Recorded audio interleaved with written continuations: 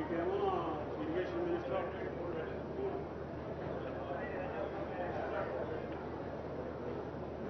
నమ్మి ఇట్లాంటి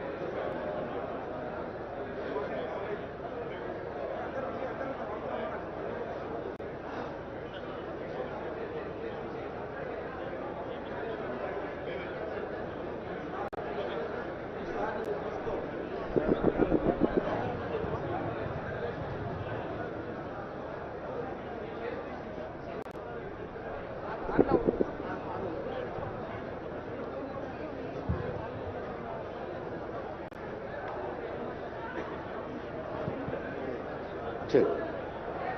Check. 1, 2. Sir, okay. Okay, sir. లేదు sir. Perfect. Check. Mic check. 1, 2, 3, 4. Check.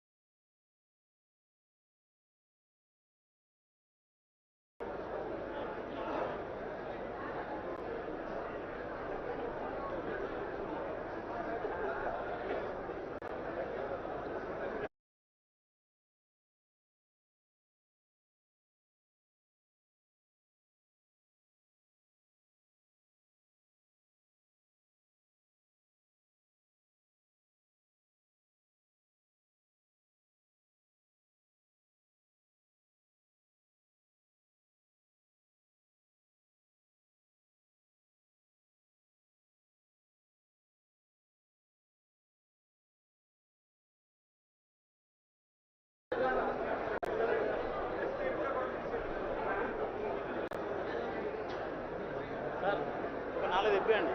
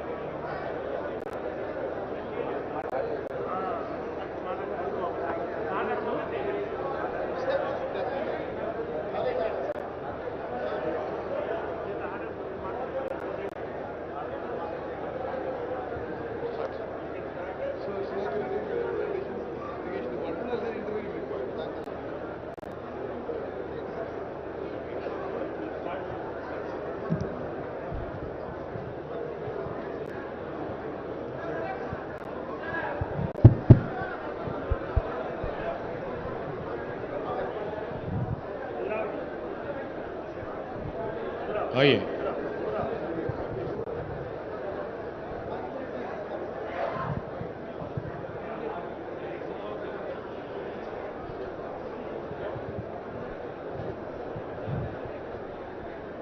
ఈరోజు గౌరవ ముఖ్యమంత్రి గారు రేవంత్ రెడ్డి గారు, గౌరవనీయులు సహచర మంత్రివర్గ పెద్దలు, భారీ నీటిపారుదల శాఖ మంత్రివర్యులు ఉత్తమ్ కుమార్ రెడ్డి గారు, అదేవిధంగా సిపిఐ ఫ్లోర్ లీడర్ పెద్దలు సాంశ్రీరావు గారు, ఎంఐఎంకు సంబంధించిన గౌరవ శాసనసభ్యులు, శాసన మండలి సభ్యులు, అదేవిధంగా పెద్దలు మంత్రివర్యులు తుమ్మల నాగేశ్వరరావు గారు, పెద్దలు కృష్ణారావు గారు, పెద్దలు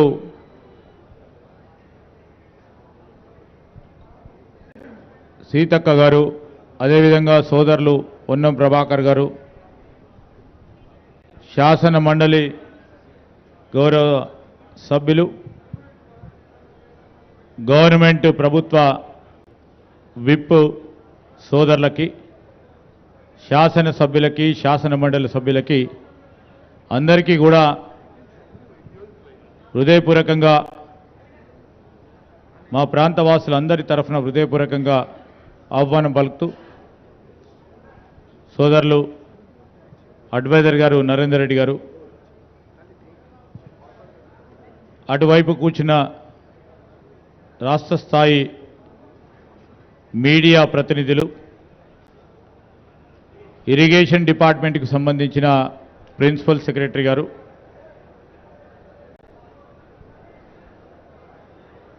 ఇరిగేషన్కు సంబంధించిన మా ఇన్ఛార్జ్ చీఫ్ ఇంజనీర్ గారు, ఇతర డిపార్ట్మెంట్లకు సంబంధించిన అధికారులకి, స్థానిక పాత్రికేయ మిత్రులకి ఇతర సోదరులందరికీ మరొకసారి హృదయపూర్వకంగా నమస్కారాలు తెలియజేస్తూ ఇప్పుడు మొదటగా నేను ఇన్ఛార్జ్ చీఫ్ ఇంజనీర్ గారు సుధాకర్ రెడ్డి గారిని వేదికకి పైకి వచ్చి లేకుంటే అక్కడి నుంచైనా మరి ప్రజెంటేషన్ కాళేశ్వరం ప్రాజెక్టుకు సంబంధించి వివిధ బ్యారేజీల నిర్మాణంతో పాటు మరి ఈరోజు జరిగిన సంఘటన విషయంలో పవర్ పాయింట్ ప్రజెంటేషన్ ఇవ్వాల్సిందిగా వారిని కోరుతా ఉన్నా. కొద్దిగా అందరూ కూడా మిత్రులందరికీ కూడా నిశ్శబ్దంగా ఉండాలని మా మనవి. వేదిక అటువైపున్న పాత్రికేయ మిత్రులకు సహకరించాలి. వెనకాల ఉన్న మిత్రులందరికీ కూడా మనవి చేస్తా ఉన్నాం.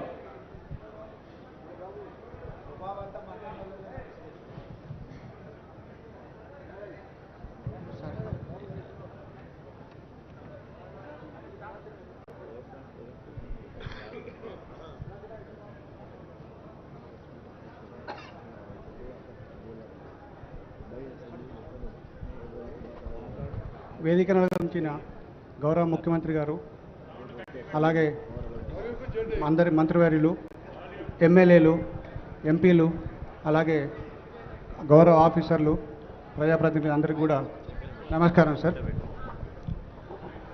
సార్ ఇది మొదటగా 2005లో సార్ మనకు సార్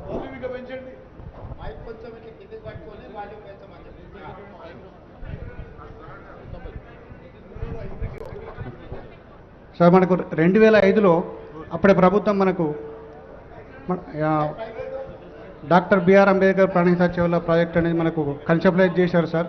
మొదటగా 16 తెలంగాణ ప్రాంతంలోని పాత 7 జిల్లాలలో 16,40,000 ఎకరాల ఆయకట్టుకు తాగునీరు మరియు ఇండస్ట్రియల్ వాటర్ అందించడానికి గాను 160 టీఎంసీని తుమ్మిడిహెట్టి దగ్గర బ్యారేజ్ నిర్మించి 152 లెవెల్తో మన అక్కడి నుంచి తరలింపు చేయడానికి కొరకు 38,500 కోట్లతో మొదటగా మనకు అడ్మినిస్ట్రేటివ్ అప్రూవల్ ఇవ్వడం జరిగింది సార్. తర్వాత దాన్ని మనం 7 లింక్స్ 28 ప్యాకేజ్ కింద డివైడ్ చేసి తర్వాత వర్క్స్ ప్రోగ్రెస్ చేసినాం సార్.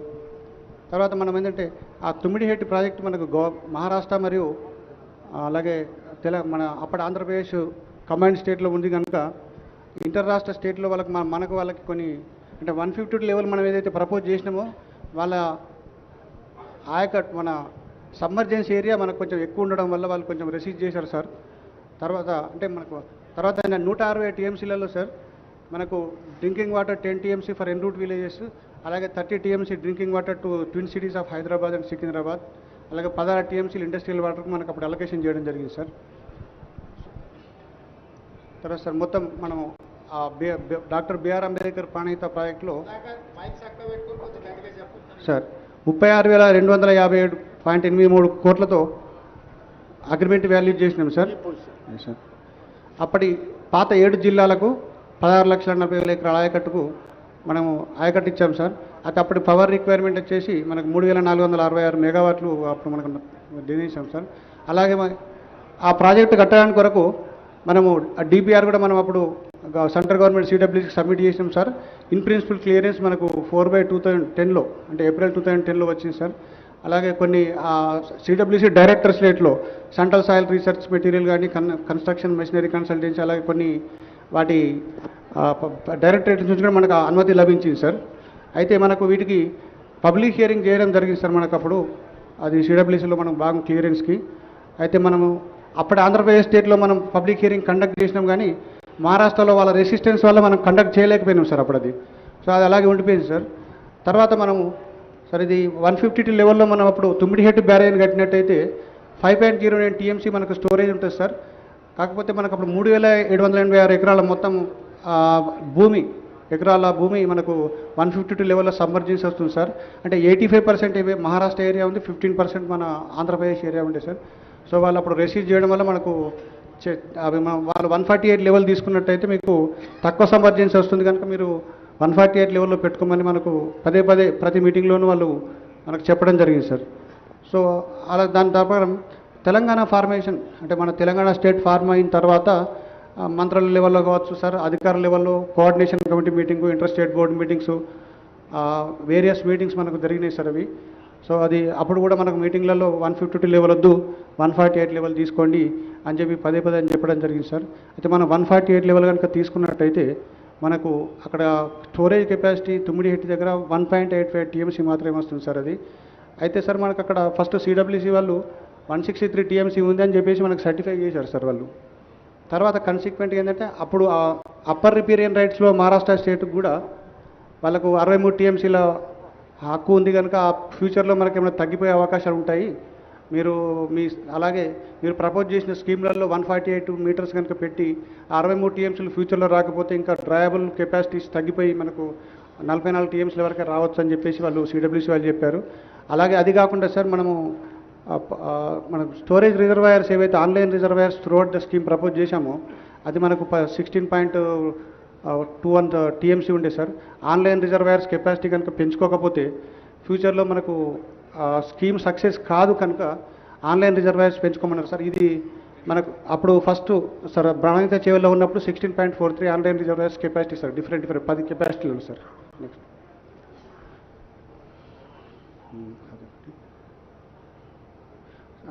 సార్ ఇది ఇంక్రీజ్ సార్ మనము తర్వాత అది అప్పుడు 148 లెవెల్ వచ్చిన తర్వాత సార్ వాళ్ళు ఒప్పుకోకపోతే మనము ఆల్టర్నేట్ సోర్సెస్ చూడాలని చెప్పేసి అప్పటి గవర్నమెంట్ ప్రభుత్వం ఆర్డర్ చేసింది సార్. అలాగే దాని ప్రకారం మనము వ్యాప్కోస్కు దీన్ని డిపిఆర్ తయారు చేసి ఇన్వెస్టిగేట్ చేయమని ఆదేశాలు ఇవ్వడం జరిగింది sir.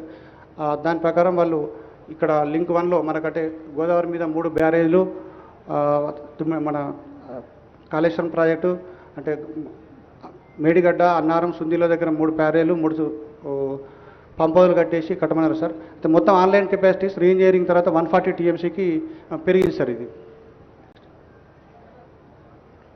Sir reasons for re-engineering sir మనం అప్పుడు అంటే ఫస్ట్ లింక్ 1 ఒకటి అంటే తుమ్మిడిహెట్టి నుంచి ఎస్వైపికి ఉన్న లింక్ 1 రీఇంజనీరింగ్ తర్వాత మనము మేడిగడ్డ నుంచి మనం అదే ఎల్లంపల్లికి మనం మార్చుకోవడం జరిగింది సార్. 3 బ్యారేలు కట్టేసి ఇక్కడ అవైలబిలిటీ ఆఫ్ వాటర్ సిడబ్ల్యూసీ వాళ్ళు మనకు 286 టీఎంసీ ఉందని సర్టిఫై చేశారు sir.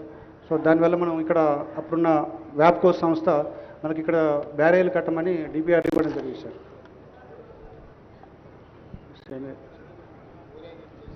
Sir on 8 March 2016 sir 3-tier interstate board constitute చేశారంటే కోఆర్డినేషన్ కమిటీ ఐఎస్బి ఫామ్ చేశారు సార్ అంటే డిస్కస్ చేసుకోవడానికి కొరకు. తర్వాత 19 March 2000లో కోఆర్డినేషన్ కమిటీ మీటింగ్ అయింది సార్ అది. అప్పుడు కూడా వాళ్ళు మహారాష్ట్ర అఫీషియల్స్ 148గా మాత్రమే పెట్టుకోమని పదే పదే కోరడం జరిగింది సార్. దాని ప్రకారం రీఇంజనీరింగ్ చేసుకొని ఇక్కడికి చేసుకున్నాం సార్ అది. సార్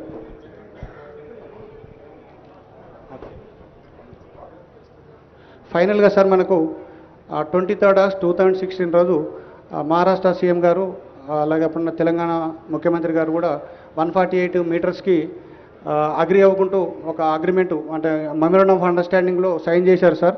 దాని ప్రకారము అప్పుడున్న ప్రణహిత చేవల ప్రాజెక్టును 2 భాగాల కింద విడగొట్టేసి అప్పుడున్న తుమ్మిడిహెట్టి బ్యారేజ్ను దాన్ని అంబేద్కర్ ప్రాజెక్ట్గా మార్చేసి ఇప్పుడున్న ఈ కొమరంభీం ఆసిఫాబాద్ కొమరంభీం జిల్లాకు సంబంధించినంత వరకు 2 లక్షల ఎకరాల ఆయకట్టుకు కన్ఫైన్ చేసి ఆ లింక్ 1 ఇక్కడ చేసి rename rights Kaleshwaram project sir ఇది. సార్ ఇప్పుడు అదే sir doctor BR Ambedkar project అలాగే కాళేశ్వరం ప్రాజెక్ట్ 2 కింద డివైడ్ చేయడం జరిగింది సార్. ఇక్కడ 20 TMC of water 22 lakhs acres Adilabad జిల్లాలో అంటే అప్పటి ఆదిలాబాద్ జిల్లా ఇప్పుడు కొమరంభీం సార్.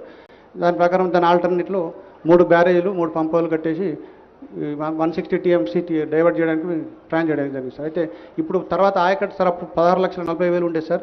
తర్వాత ఇప్పుడు ప్రపోజ్ చేసింది 18,25,000 acres ఇన్స్టెడ్ ఆఫ్ అది కొత్త ఆయకట్టు సార్. అలాగే 18,82,000 ఎగ్జిస్టింగ్ ఆయకట్టును సప్లిమెంట్ చేసుకోవడం జరిగింది సార్. అది కాక మనం 10 TMC drinking water, 30 TMC drinking water twin cities, 16 TMC water industries అప్పుడున్న వాటర్ కెపాసిటీస్ని రిటైన్ చేయడం జరిగింది సార్ దానిలో. నెక్స్ట్ సో మనము ఈ రీఇంజనీరింగ్ తర్వాత sir project report detail project రిపోర్ట్ను మనము సిడబ్ల్యూసీకి పంపించాం సార్. అన్నీ మనకు ఆల్ రిక్విజిట్ క్లియరెన్సెస్ అప్పుడు మనకు టెక్నికల్ అడ్వైజరీ కమిటీ మీటింగ్ కావచ్చు అన్ని క్లియరెన్సెస్ వచ్చాయి సార్. సార్ ఈ డీటెయిల్స్ అన్ని 11 డైరెక్టరేట్ నుంచి వచ్చినటువంటి క్లియరెన్స్ అయినటువంటి డీటెయిల్స్ సార్ ఇవి మొత్తం. సార్ ఇది టోటల్ ఇప్పుడు కాళేశ్వరం ప్రాజెక్టు 7 లింకుల కింద డివైడ్ జరిగింది సార్. మొదటి లింకు మేడిగడ్డ నుంచి ఎల్లంపల్లి సార్. అలాగే ఎల్లంపల్లి నుండి మిడ్ మానేర్ వరకు లింక్ 2, మిడ్ మానేర్ నుండి సిరిసిల్ల వరకు ప్యాకేజ్ 3, ప్యాకేజ్ 9 కింద లింక్ 3 సార్. అలాగే మిడ్ మానేర్ నుంచి మల్లన్న సాగర్ వరకు లింక్ 4 సార్. అలాగే 7 లింక్స్ కింద డివైడ్ చేసినాం సార్ దాన్ని టోటల్గా మొత్తం. నెక్స్ట్ సార్ ఇది టోటల్ ఆయకట్టు మనకు ఇప్పుడు 19,63,360 acres సార్. ఇది లింక్ 1, లింక్ 2, లింక్ 3 7 లింక్స్లో వచ్చినటువంటి ఆయకట్టు డీటెయిల్స్ సార్. ఇది సంగమేశ్వర బసవేశ్వర ప్రాజెక్ట్ ఆయకట్టు కూడా ఇందులో కలపడం జరిగింది సార్. 19,63 acres sir. సార్ ఇవి 7 లింక్స్ సార్. ఇవి నెక్స్ట్ సార్ ఇది సార్ ఇవి 7 లింక్స్లో మనకు మొత్తం 13 పాతవి 13 కొత్తవి 13 జిల్లాలు సార్. 31 కాన్స్టిట్యున్సీలు కవర్ అవుతున్నాయి సార్. అలాగే లింక్స్ 7 లింక్స్ ప్యాకేజ్ 28, న్యూ ఆయకట్టు 19.63 lakhs, అలాగే స్టెబిలైజేషన్ ఆయకట్టు 18.82 lakhs sir. Total power requirement మనకి ఇప్పుడు కాళేశ్వరం ప్రాజెక్ట్కి వచ్చేసి సార్ 4,905 megawatts సార్. అంటే మనకు యూజ్ చేసేటప్పుడు 80% ఎఫిషియన్సీలో 3,967 megawatts మనకు మొత్తం ఒకసారి రన్ చేసినట్టయితే అంత పవర్ రిక్వైర్మెంట్ ఉంటుంది సార్. మనకు కాకపోతే అవసరాన్ని బట్టి మనం ఎక్కడ అవసరం ఉంటే బట్టి మనం వాడుకుంటుంటాం సార్.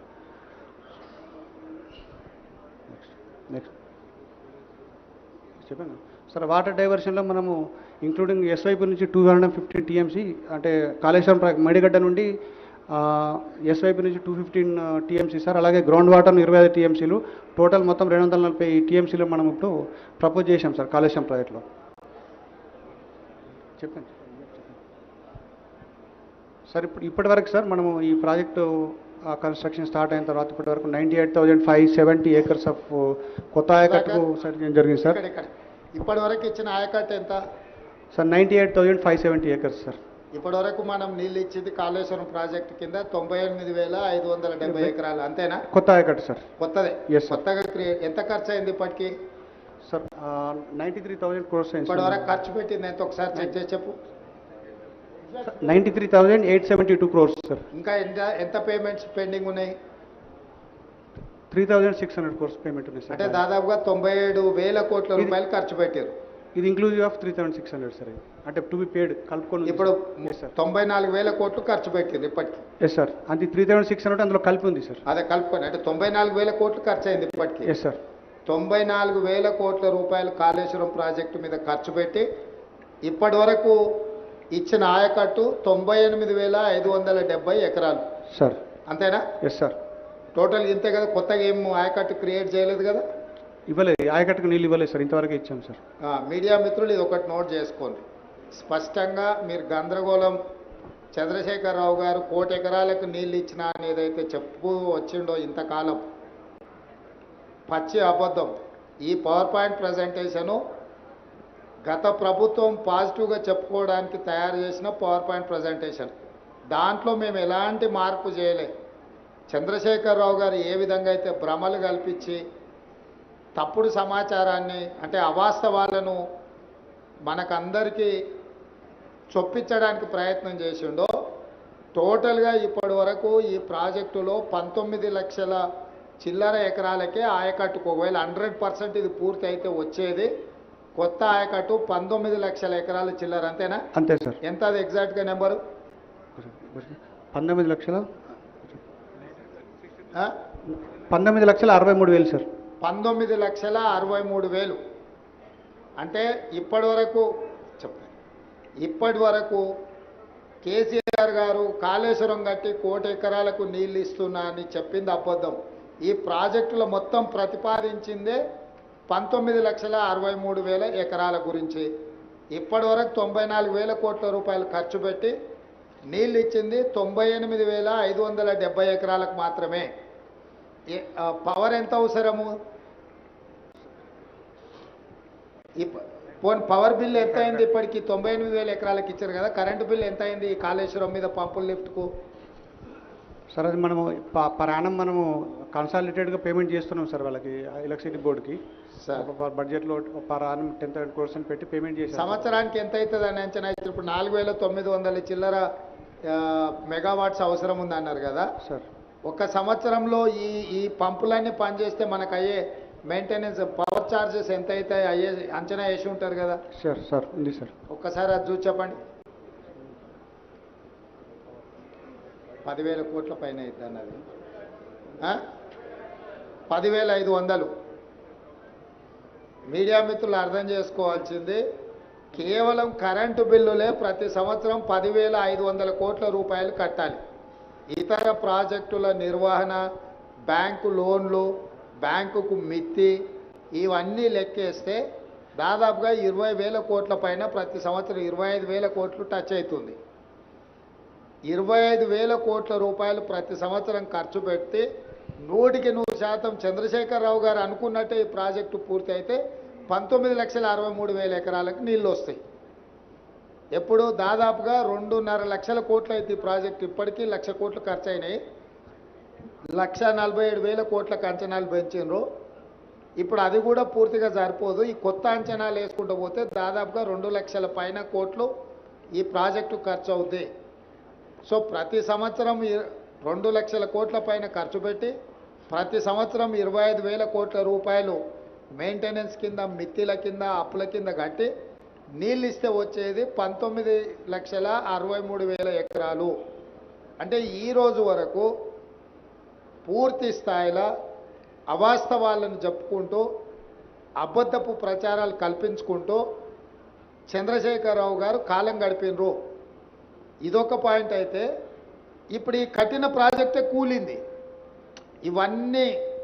ఇవన్నీ అంత సక్రమంగా జరిగి అంత కేసీఆర్ గారు ఇంతకుముందు పవర్ పాయింట్ ప్రజెంటేషన్లో చూపించినట్టు మొత్తం ఆ రకంగా ముందుకు పోయిన ఉంటే ఉండే పరిస్థితి ఇది. ఈరోజు అది కూడా లేదు. మేడిగడ్డ కుంగింది చూసిర్రు, అన్నారం సుందిలో కూడా ఇదే సాంకేతిక నైపుణ్యంతో కట్టారు. అవి కూడా మనకు ఆల్రెడీ సీపేజ్లు అంటే లీక్ అయితేనే ఉన్నది వాటర్. కాబట్టి ఇక్కడ మీకు ఈ పవర్ పాయింట్ ప్రజెంటేషన్లో ఇంకేమన్నా ఉన్నదా ఫర్దర్ చూపించాల్సిన సుధాకర్? అంటే నార్మల్గా దీన్ని మెడిగడ్డ కంక్లూడ్ చేయి. అదైనాక కూలింది అవి ఉన్నాయి కదా, వాటి పిక్చర్స్, వీడియోస్ ఏమన్నా ఉంటే చూపించు.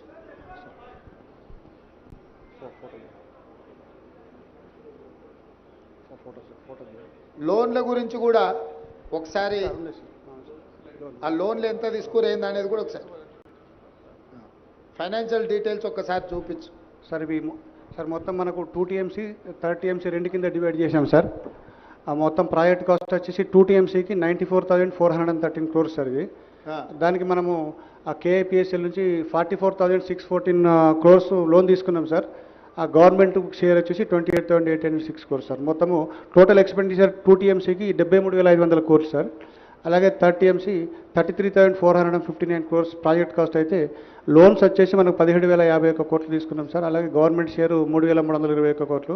Total expenditure 20,372 sir. అంటే total 2 TMC 3 TMC Kaleshwaram private మొత్తం కలిపి 1,27,000 కోట్లు 772 కోట్ల ప్రాజెక్ట్ కాస్ట్ అయితే సార్.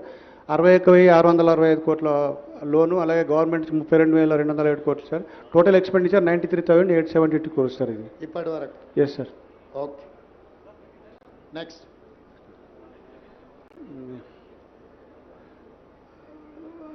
సార్ ఇవి మనము ఆ ప్రిన్సిపల్ అమౌంట్లు మనము ఇయర్ వైజ్ మనం తీసుకున్న లోన్స్ ఇంట్రెస్ట్లు సార్. ఇవి ఆ ప్రిన్సిపల్ అమౌంట్ అంటే ఇయర్ వైజ్ సార్ 1920, 2021, 21-22, 22-23లో ఇంట్రెస్ట్ మనం గ్రాండ్ టోటల్ ఉంది కదా. Yes sir. సంవత్సరానికి వచ్చే ఖర్చు 21,157 కోట్లు ఉంది కదా. అది టోటల్గా సార్ 5 years సార్. అది మొత్తం టోటల్గా అంటే 1920 నుంచి 23-24 వరకు మనము అది principal paid amount sir. Paid principal amount interest sir. Okay, మంచి. ఈ ల్యాండ్ ఎక్విజిషన్ సార్. ఇప్పుడు మనము టోటల్ ల్యాండ్ రిక్వైర్డ్లో మనం 97,477 ఎకరాలు మనకు మొత్తం ల్యాండ్ ఎక్విజిషన్ అవసరం ఉంది సార్. అందులో 66,190 ఎకరాలు అక్వైర్ చేసినాం సార్. దాంట్లో balance land to be acquired ఇంకా 31,200 ఎకరాలు చేయాలి. Funds required for balance area 5,438 కోట్లు కావాలి సార్. అలాగే ఐపీ క్రియేషన్కి వచ్చేటప్పటికి మనకు టోటల్ కంటెంప్లేటెడ్ ఆయకట్టు 19,63,360 ఎకరాలు సార్. ఆయకట్టు క్రియేటెడ్ 98,570 సో ఫార్. బ్యాలెన్స్ ఆయకట్టు క్రియేటెడ్ 18,64,790 సార్. సో దానికి funds requirement sir. Creation of balance contemplated ఆయకట్టుకు చేయాలంటే మనకి ఈ అవైలబుల్ ఐపీ క్రియేషన్ అని ఇచ్చినావు కదా sir. Total ayacut contemplated 19,63,360 acres. అవును సార్.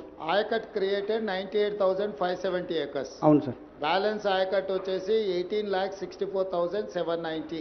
అవును సార్. అంటే మిగతా వర్క్ అంతా పూర్తి చేస్తే గానీ ఆ 18 లక్షల ఎకరాలు మనం ఇయ్యలేము. అవును సార్. ఇది అఫీషియల్ లెక్కనే కదా. అవును సార్. మీడియా మిత్రులు ఈ పాయింట్ను నోట్ చేసుకోండి. అంటే మనకు ఇప్పుడు అంటే ఇప్పటి వరకు కేసీఆర్ గారు 1,00,00,000 ఎకరాలు కాళేశ్వరం కట్టి 1,00,00,000 ఎకరాలకు నీళ్ళు ఇచ్చినా అని ఏదైతే చెబుతూ వచ్చిండో 1,00,00,000 కాదు కదా 1,00,000 ఎకరాలకు కూడా నీళ్ళు ఇవ్వలేదు. 1,00,00,000 కోట్లు ఖర్చు అయినా 1,00,000 ఎకరాలకు నీళ్ళు ఇవ్వలేదు. ఇది వాస్తవం. Okay next. సరే సరే సార్. ఇది కాళేశ్వరం ప్రాజెక్టులో భాగంగా కట్టినట్టు Medigadda barrage over view sir. ఇది ఓకే. ఇది లింక్ 1 సార్. మనం కాళేశ్వరం నుంచి ఆ గ్రావిటీ కెనాల్ ద్వారా అన్నారం బ్యారేజ్, సుందీలా బ్యారేజ్, అలాగే ఎల్లంపల్లి 3 లింక్ 1 సార్. అది సార్. ఇవి అంటే టెక్నికల్ డీటెయిల్స్ బ్యారేజీ సార్. ఇవన్నీ అంటే రాఫ్ట్ లెంత్లు లెవెల్స్ అవన్నీ ఉన్నాయి సార్. Next sir. అంటే మనకి క్రోనలాజికల్ ఈవెంట్స్ అంటే మనం మేడిగడ్డ కట్టినప్పటి నుంచి ఇప్పటి వరకు జరిగినటువంటి ఈవెంట్స్ సార్. ఇవి ఇన్సిడెంట్ జరిగింది సార్. అంటే ఇప్పుడు మనకు ఆ రోజు అక్టోబర్ 21 రోజు ఫస్ట్ మనకి 19, 20, 21 ఆ పియర్లు సింక్ అవ్వడం జరిగింది సార్. అది మనకు అప్పుడు మొత్తం ఎన్ని పిల్లర్స్ ఉన్నాయి దీంట్లో ఇప్పుడు మేడిగడ్డలో? మొత్తం 85 వెంట్స్ సార్. మొత్తం 85. Yes sir. ఎన్ని యూనిట్ల కింద ఉంది 85లో? ఎన్ని బ్లాక్స్ కింద ఉంది? మొత్తం 8 బ్లాక్స్ ఉన్నాయి సార్. 8. Yes sir. 85 పిల్లర్లు 8 బ్లాక్లు సార్. ఇప్పుడు ఏ బ్లాక్? 7th బ్లాక్ ఇప్పుడు మనం పోయి చూసింది. అవును సార్. 7th బ్లాక్లో పిల్లర్లు కుంగిపోయినాయి. అవును సార్. అంతే కదా. అంతే. కారణం ఏంది? కారణాలు అంటే మనం ఇప్పుడు కొన్ని టెస్టులు చేస్తున్నాం సార్. మనము దాన్ని రూట్ కాజ్ ఏందో ఫైండ్ అవుట్ చేయడానికి వరకు జీపీఆర్ టెస్టులని, తర్వాత ఈఆర్టీ టెస్టులు బ్లాక్ 7కు కంప్లీట్ అయినాయి సార్. ఇంకా బ్యాక్ 6 and 8 కూడా ఒక 3-4 డేస్లో కంప్లీట్ అవుతాయి సార్. వాటిని అనాలిసిస్ చేసిన తర్వాత మనకు అసలు దాని రీజన్స్ ఎంత శాండ్ మైన్ అయిందా లేకపోతే ఏమైనా ఫెయిల్యూర్ అయిందా మనకు తెలుస్తుంది sir. National dam safe authority ఒక నివేదిక ఇచ్చింది కదా, అందులో ఏం రాసిండ్రు సార్? వాళ్ళు కొన్ని ఫైండింగ్స్ ఇచ్చారు సార్. వాళ్ళు ఏమిచ్చిండ్రు సార్? ఒకటి వాళ్ళు ఫస్ట్ ఒక 20 ఫస్ట్ వాళ్ళు వచ్చిన తర్వాత 20 లిస్ట్ ఇచ్చారు సార్. ఐటమ్స్ ఈ డేటా ఇవ్వమని చెప్పారు సార్. అందులో మనకు కొంత డేటా ఇచ్చారు సార్. పాసిబుల్ అన్ని డేటా ఇచ్చేశారు సార్. వాళ్ళ అబ్జర్వేషన్లో sir piers combination of issues involving planning, design, quality control, operation and maintenance లోపల కొన్ని రీజన్స్ ఉన్నాయని చెప్పేసి పాయింట్అవుట్ చేశారు సార్. అలాగే primary reason for the failure is the settlement of the raft which could be due to various reasons including failure of upstream secant pile due to barrage load. అంటే upstream second పైల్లో barrage కనుక load increase అయిపోయి కింద ఏమైనా జరిగినప్పుడు uplift లేకపోతే అది కూడా ఒక రీజన్ కావచ్చు అని చెప్పి చెప్పారు సార్. అలాగే construction deficiency due to lack of stringent quality control అని అన్నారు సార్ వాళ్ళు. అంటే కన్స్ట్రక్షన్లో నాణ్యత లోపం అన్నట్టే కదా దాని అర్థం? Yes sir. ఉండొచ్చు అనే అవకాశం అన్నారు సార్. అది కూడా కారణం కావచ్చు అని అన్నారు సార్. అదే తర్వాత అబ్జర్వేషన్ సంథింగ్ కాబట్టి ఇన్ని ఉన్నాయి sir. The barrage has been ఎప్పుడు గుర్తించారు దీంట్లో? ఇప్పుడు 2023 నువ్వు మీరు రాసిన డేట్ ప్రకారము వెనక్కి వెళ్ళండి ఒక్కసారి. లేదు ఇప్పుడు మీరు ఫస్ట్ గుర్తించిన మనం రాసింది కదా 24th October 2023 కదా. 21 October sir evening. 21st October ఇదైంది, 24th October అన్నారు కదా సార్. 2020లోనే ఇది ప్రాబ్లం ఉందని లెటర్ రాసింది ఉంది కదా, దాని వివరాలు ఏడున్నాయి సార్? అది ఫస్ట్ మనము వాటర్ ఇంపోర్ట్ చేసిన తర్వాత 2020లో మనకు 10,68,000 అరౌండ్ క్యూసెక్స్ డిశ్చార్జ్ వచ్చింది సార్. అయితే అప్పుడు కంటిన్యూస్గా మనకు రెయిన్స్ రావడం జరిగింది, ఫ్లడ్ కూడా ఫ్లో అయినప్పుడు మనము నార్మల్గా గేట్లన్నీ ఫ్రీ ఫ్లో కండిషన్లో పెడతాం సార్. బోత్ సైడ్స్ మొత్తం లిఫ్ట్ చేసి పెట్టుకుంటాం sir. Upstream downstream 2 ఫేస్లు సేమ్ ఉంటాయి సార్. అప్పుడు అక్కడ మనము డౌన్ స్ట్రీమ్ ప్రొటెక్షన్ వర్క్స్ అంటే సీకెంట్ పైల్ వేసిన తర్వాత డౌన్ స్ట్రీమ్ ప్రొటెక్షన్ వర్క్స్ అంటే ఫ్లెక్సిబుల్ ఆపరాన్స్ సీసీ బ్లాక్స్ ఫిల్టర్లు వేసి పెడదాం సార్ అప్లిఫ్ట్ ప్రెషర్ రిలీఫ్ కావడానికి కొరకు. సో అవి ఆ బ్లాక్స్ 2020లో ఏదో సమస్య ఉందని మీరు ఎల్ఎన్టీకి లేక రాసిండ్రు కదా. అదే సార్. ఈ బ్లాక్స్ మనకు వాష్అవుట్ అయినాయి సార్ ఆ విరాసితో. అవి రెక్టిఫై చేయమని చెప్పి అప్పుడున్న అధికారులు రాయడం జరిగింది సార్. Okay next. అంటే ఈ సమస్య 2020లోనే గుర్తించి లేఖ రాసి అధికారులు ఎల్ఎన్టీకి చెప్పడం జరిగింది. Yes sir. దీంట్లో సమస్య ఉన్నదని. అవును సార్. దాన్ని రెక్టిఫై చేసుకోకుండా అట్లే ముందుకెళ్ళా 2023కి వచ్చే వరకల్లా కుంగిపోయే పరిస్థితి వచ్చింది. Yes sir. అంతే కదా. నెక్స్ట్ అంటే సార్ ఇంకా ఫర్దర్ అబ్జర్వేషన్స్లో the barrage has been designed as a floating structure but constructed as a grid structure taking downstream cut off up to impervious strata altered and uplift pressure due to blocking surface. అంటే వాళ్ళు ఇంపర్వియల్ స్టాటా దాకా తీసుకుపోయినారేమో అని వాళ్ళకు ఒక అనుమానం sir. అంటే data వాళ్ళు first ఇనిషియల్గా ఇచ్చిన రిపోర్ట్లో.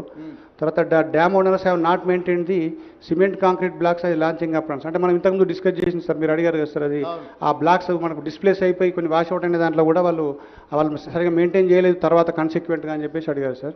తర్వాత non compliance of dam safety act 2021 in pre and post monsoon inspection to check for unusual behaviour. Okay. Next తర్వాత అప్పుడు ఉన్న స్పెషల్ చీఫ్ సెక్రటరీ గారు అవి మీరు కొంచెం మాకు టైం ఇవ్వాలి, డేటా ఇస్తామని చెప్పి అన్నారు సార్. తర్వాత అవన్నీ మీరు ఏదైతే అబ్జర్వేషన్ చేశారో మీరు ఫుల్గా టెస్ట్ చేసి అసర్టైన్ చేసుకున్న తర్వాత కామెంట్ చేస్తే బాగుంటుంది సార్. మీరు వీల్ ఆల్సో టేక్ దట్ అని చెప్పి మనకు ఒక లెటర్ రాశారు సార్ అప్పుడు. తర్వాత ఈ తర్వాత మనము ఇన్వెస్టిగేషన్ కూడా ఎల్ఎన్టీ వాళ్ళు కూడా ఇన్వెస్టిగేషన్ స్టార్ట్ చేశారు సార్. అది చెప్పినటువంటి జిఆర్పి ఈఆర్పి టెస్టులు తర్వాత జీపీఆర్ టెస్టులు కూడా కండక్ట్ చేయడం జరిగింది సార్. ఒక 1 వీక్ 10 డేస్లో దాని యొక్క అనాలిసిస్ చేస్తే మనకు కొంచెం రీజన్స్ వచ్చే అవకాశాలు ఉంటాయి sir. Next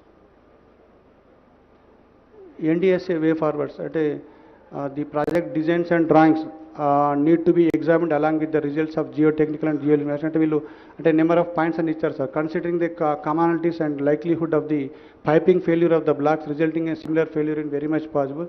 there far all piers and drafts of the barrage must be survey. అంటే మొత్తం టెస్టులు చేయండి, అది వచ్చిన తర్వాత మనము దాని తర్వాత మనకి వాటర్ కూడా స్టోర్ చేయొద్దు అంటిల్ ఫర్దర్ ఆర్డర్స్, దాన్ని రెక్టిఫికేషన్ చేసేంత వరకు ఏం చేయకండి అని చెప్పి వాళ్ళకు ఇన్స్ట్రక్షన్స్ ఇచ్చారు సార్.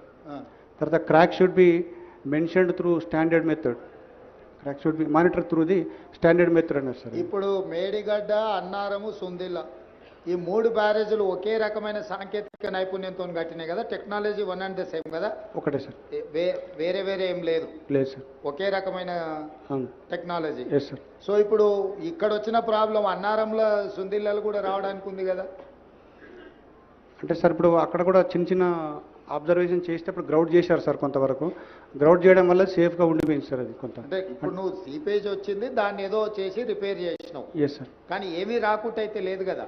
లేదు సార్. రేపు భవిష్యత్తులో ఇప్పుడు మనకు మేడిగడ్డలో నీళ్లు నింపలేదు, మొత్తం వదిలేసినాం కదా. Yes sir. అన్నారంలో నీళ్లు నింపున్నాయా, తీసేసినామా? మొన్న తీసేసాను సార్. కొంత డెడ్ స్టోరేజ్ 5 TMC ఉండే సార్. అది కూడా మొన్న అంటే అప్ స్ట్రీమ్ టెస్ట్ చేయడానికి వరకు తీసేసినాం సార్. సుందిల్లాల కొంచెం అని. సో ఇప్పుడు మంత్రి గారు చెప్తున్నారు మూడిట్లల్లా మీడియా మిత్రులకు అర్థం కావాల్సింది ఏంటంటే ఇప్పుడు ఎక్కడ నీళ్లు లేవు. నీళ్లు నింపితే ఇంకా ఏం ప్రాబ్లమ్స్ ఉన్నాయో బయటకు వస్తాయి. మన ఇంటి మీద నీళ్ళ ట్యాంక్ ఉంటే మనకు నీళ్లు గారుతుంటే నీళ్ళని తొలగిస్తే ట్యాంక్ అట్లా కనిపిస్తుంది. నీళ్లు నింపితే కానీ వాస్తవంగా ఇంకెంత ప్రాబ్లం ఉంది, రేపు భవిష్యత్తులో రాబోయే ప్రాబ్లం కూడా అర్థమైంది. ఇప్పుడు కూడా మీడియా మిత్రులకు మేడిగడ్డ, అన్నారం, సుందిల్ల 3 ఒకే రకమైన సాంకేతిక నైపుణ్యంతో కట్టిండ్రు. ఇప్పుడు మనం మేడిగడ్డ దగ్గర ఉన్నాం, దీనిపైన అన్నారం, దానిపైన సుందిల్ల. సో ఈ మూడిట్లలో కూడా ఒకే రకమైన సమస్యలు, దీంట్లో తీవ్రత ఎక్కువగా అనిపిస్తుంది. అందులో కూడా నీళ్లు కారడమో లేకపోతే సమస్యలు వచ్చినాయి. వీటన్నిటిని కప్పిపుచ్చడానికి ఇప్పుడు అన్ని నీళ్లు తీసిపెట్టేసారు. ఎలక్షన్ల ముందర ఇది ఇష్యూ అవుతాయి. ఇప్పుడు ఎండాకాలం కాబట్టి నీళ్ళు వచ్చేది తక్కువ ఉంది. నీళ్లు మనం కూడా నింపితే ప్రమాదం ఉంది కాబట్టి నింపలే. ఇప్పుడు దీంట్లో స్పష్టంగా అర్థం చేసుకొని ముందుకెళ్లాల్సిన అవసరం ఉంది. అందుకే మీడియా మిత్రులకు వీటన్నిటిని కూడా పవర్ పాయింట్ ప్రజెంటేషన్ ఇవ్వడం జరిగింది. ఇప్పుడు విజిలెన్స్ అండ్ ఎన్ఫోర్స్మెంట్ వాళ్ళను టేకప్ చేసి మీ అబ్జర్వేషన్స్ చెప్పాల్సిందిగా కోరుతున్నా.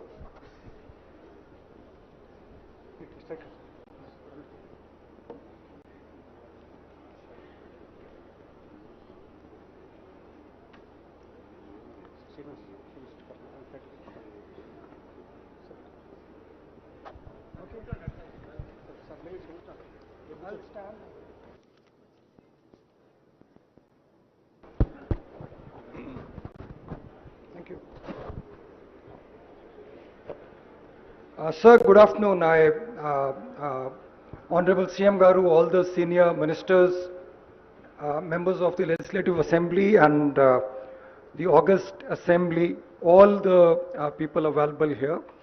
I'm Rajiv Ratan. I'm DG Vigilance Enforcement for the state. And I'm making a tiny little report on the Medigada barrage incident, what exactly happened and how we see things in our investigation.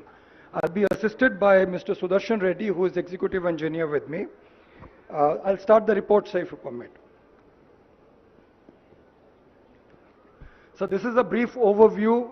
It's a key component of the Kaleshwaram project aimed at enhancing the irrigation, drinking water supply and water needs across Telangana. And I have two photos, one showing the Medigada barrage and while the Medigada barrage is under construction. Now the dam incident happened on 21/10/23. There was settlement of some piers of the Medigada barrage and that was reported at 6:20 p.m.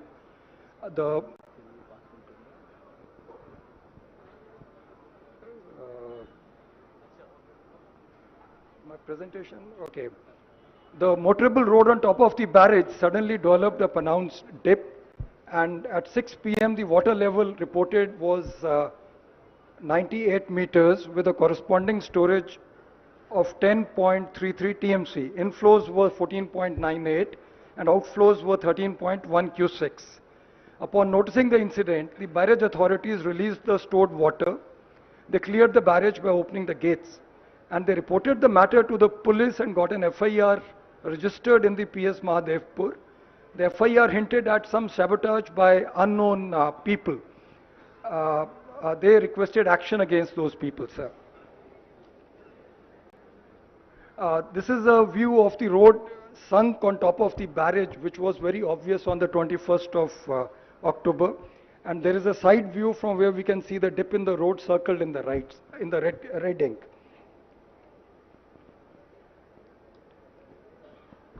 This is a little video I have inserted showing the crack which we have seen today in the afternoon, sir. It will also in the end show the dip in the floor.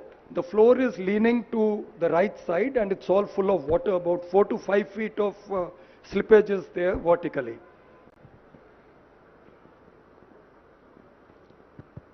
Hello. Rajiv ji, all these photos and videos, please release to the press directly. Yes, sir, I'll do that, sir. Okay.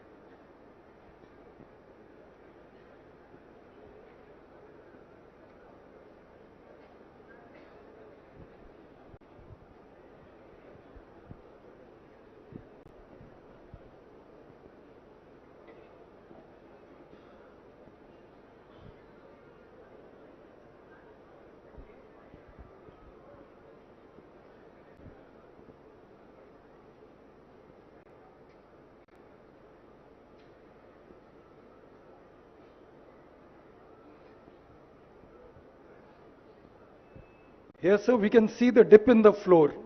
The entire water logging is on the right side. So it's about 4.5 feet dip there. And these are the cracks in the floor.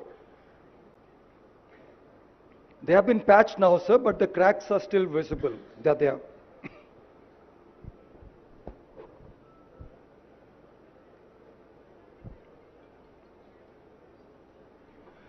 These are the fractal cracks on the front side on the top of the pillars, sir. We went up on the walkway and took the photos there. This is showing the rusting inside, sir. The cracks have been there for a while. So rusting is there on the rods inside. And there is a clear separation on the walkway also. Now we have gone to the pillar 20 today, sir. Major cracks have been observed on pier 20 of the second block. It's extended to the raft. The raft has sunk to the right side, about 4.5 feet. Water logging is there right now. Block number 7 includes piers 11 to 22, along with the integrated raft. So the cracks are stretching across in pier 8 and 19, 18 and 19 on both sides as well. So those cracks also, some of them are being shown here. So you can see the non-vertical kind of lines stretching through. These are hairline cracks, but they appear to be really developing into big ones now, sir. Now, sir, this is the same thing which the CE Garu has already said. So I'll not repeat this. I'll just jump to the next slide, sir. Now here, sir, we had the initial sanctions. Estimated cost was about 80,000 crores. And for Medigada was 1853. And then there was a sanction of 25.91 crores for Medigada on 1/3/16. Then L&T was the lowest bidder with the JV. And contract stipulated that the work has to be done by 26/8/2016. Medigada barrage had several revisions in the administrative approvals. I have a timeline chart in the end, sir, so I'll show whole thing there. Contract value has been rising from 1849 crores all the way to 4321 crores, which is about a 35% increase, sir. And the Kaleshwaram project's design capacity is 180 TMC per annum, that is 90-day working cycle, against the old project Pranita Chavela's of 160 TMC. But the actual water lifted in the last 5 years I've shown in the table, sir. So the total water lifted in 1920 is 34%. That is, we lifted 61% of 180 TMC capacity. After that, there has been a reduction. Next year it was 31 TMC, 33 TMC, and in 23-24 we have done 8.9. So if we take the average percentage, total lift has been done for 18.04% of the installed capacity of 180 TMC. So over the 5 years, we have not yet achieved the 180 TMC installed capacity here. It's only 162.36. Rajiv ji, 23-24 they have lifted only 8.9 TMC. That's right, sir. Out of 180. Yes, sir. So every year almost 180 TMC is the proposed thing. They have lifted 23-24 8.9 TMC. They have lifted 23-24, 22-23. Come on, come. మళ్ళొకసారి చూపించండి, అదే పెట్టండి screen మీద. 25 TMC, 21-22లో 33 TMC, 20-21లో 31 TMC, 19-20లో 61 TMC. These are the water yes, they have sir. lifted. Water they have lifted, sir. So media మిత్రులకు వాళ్ళు ప్రతి సంవత్సరం ఎంత నీళ్లు లిఫ్ట్ చేసిండ్రో అక్కడ ఉన్నది మూడో కాలంలో. ఫస్ట్ దాంట్లో ఇయరు, రెండో దాంట్లో ఈ కెపాసిటీ ఆఫ్ టీఎంసీ, మూడో కాలంలో ఏ సంవత్సరం ఎంత లిఫ్ట్ చేసిండ్రో అక్కడ ఉంది. సో 5 ఏళ్ళ కలిపి కూడా మొత్తం కలిపి 162 టీఎంసీ ఎత్తలే. ప్రతి సంవత్సరం 180 టీఎంసీ ఎత్తుతామని కట్టి 1 లక్ష కోట్లు ఖర్చు పెట్టి ఇప్పటికీ ఈ పోయిన సంవత్సరం అయితే 8 టీఎంసీ. సో అంటే 4%, యువతల పర్సంటేజ్ రాసిండ్రు. ఒక సంవత్సరం 4.9%, ఒక సంవత్సరం 14%, ఇంకో సంవత్సరం 18%, ఒక సంవత్సరం 17%, ఇంకొక సంవత్సరం 34%. సో ఏ సంవత్సరం కూడా ప్రతిపాదించిన దాంట్లో వాళ్ళ సక్సెస్ రేషియో ఏముందో దీన్ని బట్టి అర్థం చేసుకోండి. Next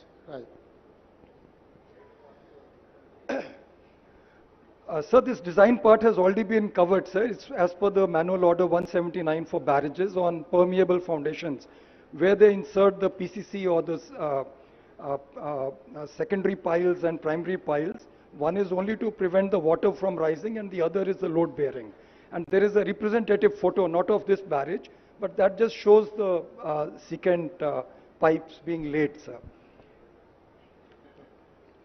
Now, sir, the causes of failure primarily are coffer dam and sheet piles that were used during construction. They were not removed for 5 seasons. In fact, today when we went there, we could have actually seen that entire thing. There is a lot of overload material towards the last set of piers and this side piers, both But ends. they have claimed the bills and they have not cleared the material. Yes, sir, we are checking that now. So that's a very serious thing, because that will get everybody in serious trouble. The MBs are being verified, sir. Now, that is going to reflect a lot of water from the edges towards a specific set of piers which are going to be doubly impacted. There is going to be a water punch impacting them. A lot of extra water is going to flow into those pillars and piers, and they are going to be seriously inundated with high-speed water. That water should have been actually distributed across the entire riverbed upstream, sir. So that problem is there. Second, the recommendations of the 3D model study to trim the upstream, downstream overburdens. That is the debris that's there. That was never followed, it was never cleared.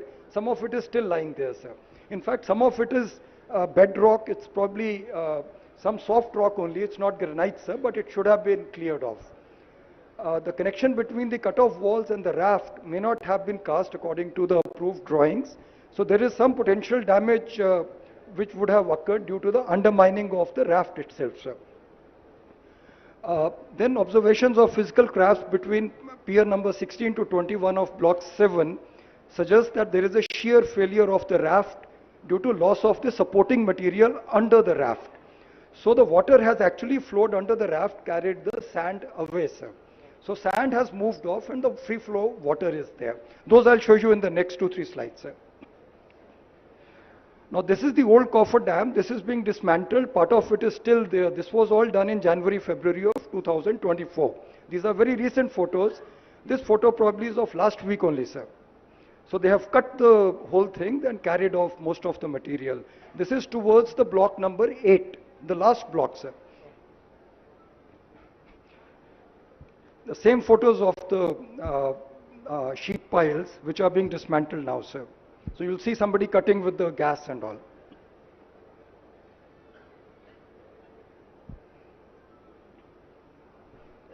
This video shows all those heads of the sheet piles and the old coffer dam that is still there now, so we saw it today.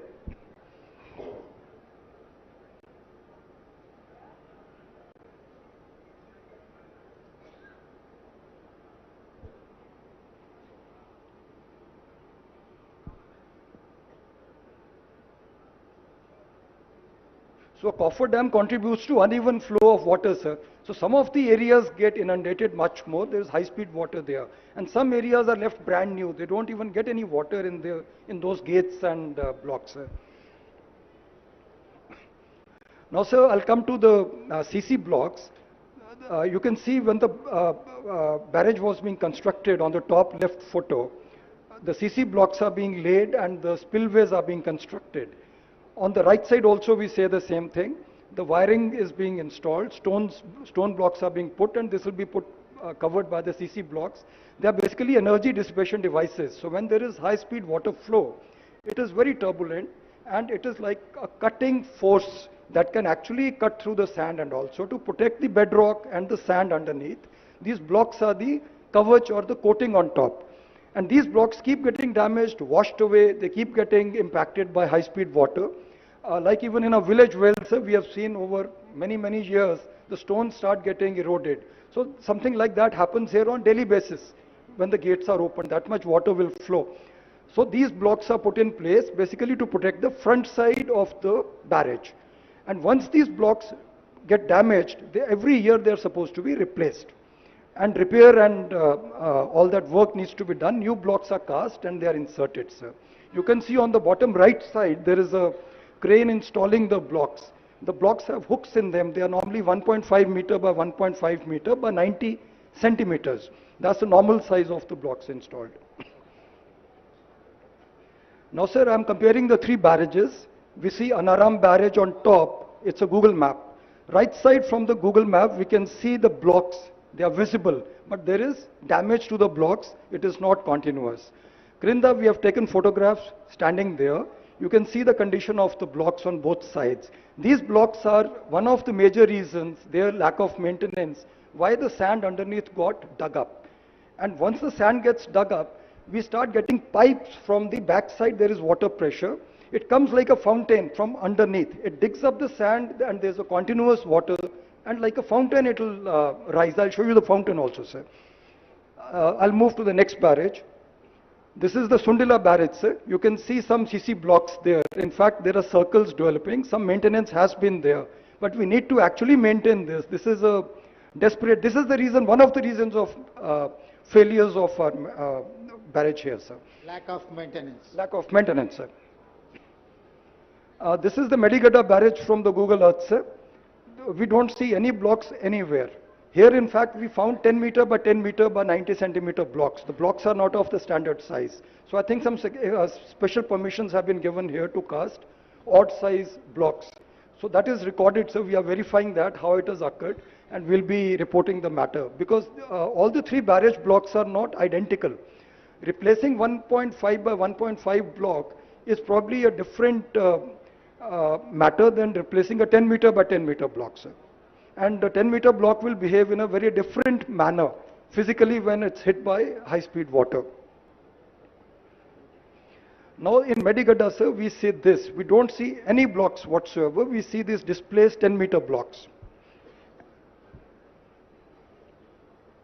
The kind of mosaic of blocks we saw in Anaram and Sundila is not visible here, sir. Now this is the front side of Medigada, sir. So here we don't see any blocks, we just see some blocks strewn here. Some blocks are seen here, but rest of it is all filled with water. So when there is a high-speed water flow by lifting of the gate, the water goes straight into the spillway and there's no protection there, it's only sand. So it cuts through the sand like a jet and creates a hollow space. Once that hollow space gets created, then these are not floating barrages. Floating barrage essentially is if we have excavated X amount of weight, then that much weight is put. That is called a floating barrage. These are heavier than floating barrages. So barrage is exerting a downward force on the substrata. The substrata starts filling the space in front of it. So sand starts moving, it's wet sand. And there is pressure on the backside, there's a vacuum in front. So mele melega, the whole thing starts moving upwards. So we can see there are no blocks, there's no protection, and huge dips have formed there, and people are catching fish there in that area, sir. Similarly, sir, we see a lot of stripping of the spillway and the flows. The rods on the left photo are visible. On the right side, we see a big heap of... What is that, Rajiv? So that is all the spillway coating that has got stripped off and separated from the floor, sir. Okay. On number 20 pillar, sir, we saw the floor sunk to the right side. So here it has been lifted and separated from the lower flooring. The top coat has got separated. Now, sir, since the barrage commissioning in 1920, the project authorities have not conducted inspections of all this, and they have not conducted maintenance of the CC blocks or the launching aprons. So aprons, spillways, everything has been kind of left to its fate. The dislodged CC Even blocks... left side you are getting some cracks, no? Yes, sir, that patch is... Some of the cracks are... Top layer is gone, sir. Okay. So you can see the saria below that. The torch steel is visible, sir. Okay. Now the torch steel is standing out. It has got separated. The layer has gone away. That's got washed off, sir. Now the dislodged CC blocks and the damage to the plinth slabs parametric joints were observed as early as November 2019. That is the first damage report we have, sir. This negligence has left the barrage at risk of piping and potential progressive failure. So piping is when the water starts flowing from under the barrage, sir. This is pillar 18, sir. You'll see piping here. This is the water bubbling through the sand. There is water stored on the backside. It's coming from under the barrage pillar and bubbling up. And you will see this about 10 meters, 20 meters downstream also. This is also there in Anaram barrage we have seen, sir. Media మిత్రులకి ఈ visual చూడండి. ఆ నీళ్ళు ఆ pillar దాని కింది నుంచి పైకి వస్తున్నాయి. అవతల సైడ్ ఉన్న నీళ్ళు Now you యువతలకు వచ్చినప్పుడు see దాని that big కింది నుంచి fountain, పైకి వస్తున్న వాటర్ అది. పెద్ద fountain there, sir. నేను go back Yes, sir. To the pillar Rajeev. Yes, sir. ఈ పిల్లర్ దగ్గర చూడండి, ఆ నీళ్లు కింది నుంచి ఉబ్బికి వస్తున్నాయి. అంటే అవతల సైడ్ ఉండాల్సిన నీళ్ళు యువతలకి ఆ కింద మొత్తం పోవడం వల్ల, అంటే కింద ఏం బునాది ఏం లేదు దాన్ని ఆపడానికి. ఆ కింది నుంచి నీళ్ళు వస్తున్నాయి చూడండి, దానికి కింది నుంచి లీక్ అయి పైకి వచ్చి ఇట్లా వెళ్ళిపోతున్నాయి. అంటే రేపు ఇప్పుడు కొంచెం వాటర్ ఉంటేనే అట్లుంది. మొత్తం నీళ్లు నింపినాం అనుకోండి, అసలు ఏ పిల్లరు ఉండదు. ఇప్పుడు అక్కడ ఉన్న దగ్గర చూపిస్తున్నాం కదా, టోటల్గా కింద బునాది అనేది గట్టిగా లేకపోవడం వల్ల నీళ్లు కింది నుంచి వస్తున్నాయి. ఇక్కడ కంట్రోల్ చేసి గేట్లు ఎత్తుతే వెళ్ళాల్సిన నీళ్లు భూమిలో నుంచి కింది నుంచి పైకి వచ్చి బయటికి పోతున్నాయి. Okay Rajeev, next.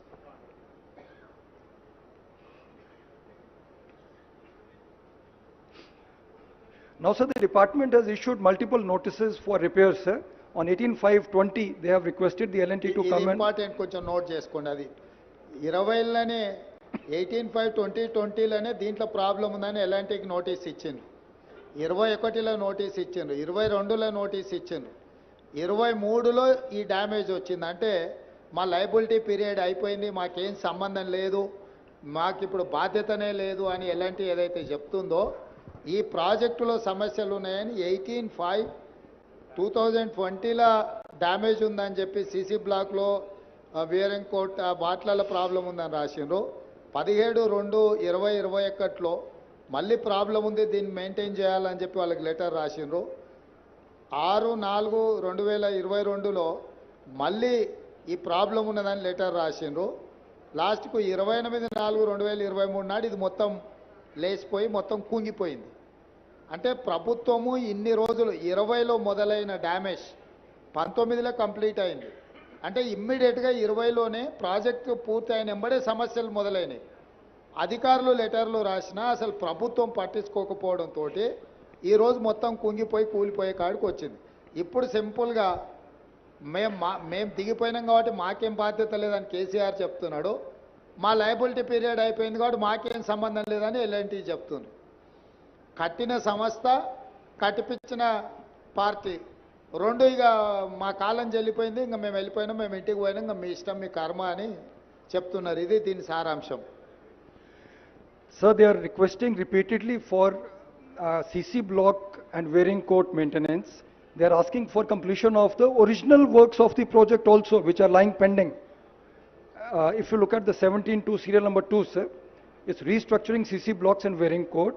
Second is finishing of the original works, that is approach roads and maintenance bays, gantry cranes, lots of work. Originally, that was part of the contract, has not been done. Now, sir, there are contradictions to the agreement conditions.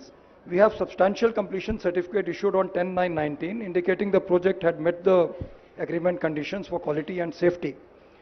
Second, we have a completion certificate granted on 15/3/21, although the project was not completed. Performance securities amounting to 159 crores were released without addressing notices from the engineer in charge. Engineer-in-chief reported the defect liability period has begun on 29/20, which conflicts with the dates of the completion certificates. So it's a very hodgepodge, multiple certificates are being issued without any logic and basis, sir.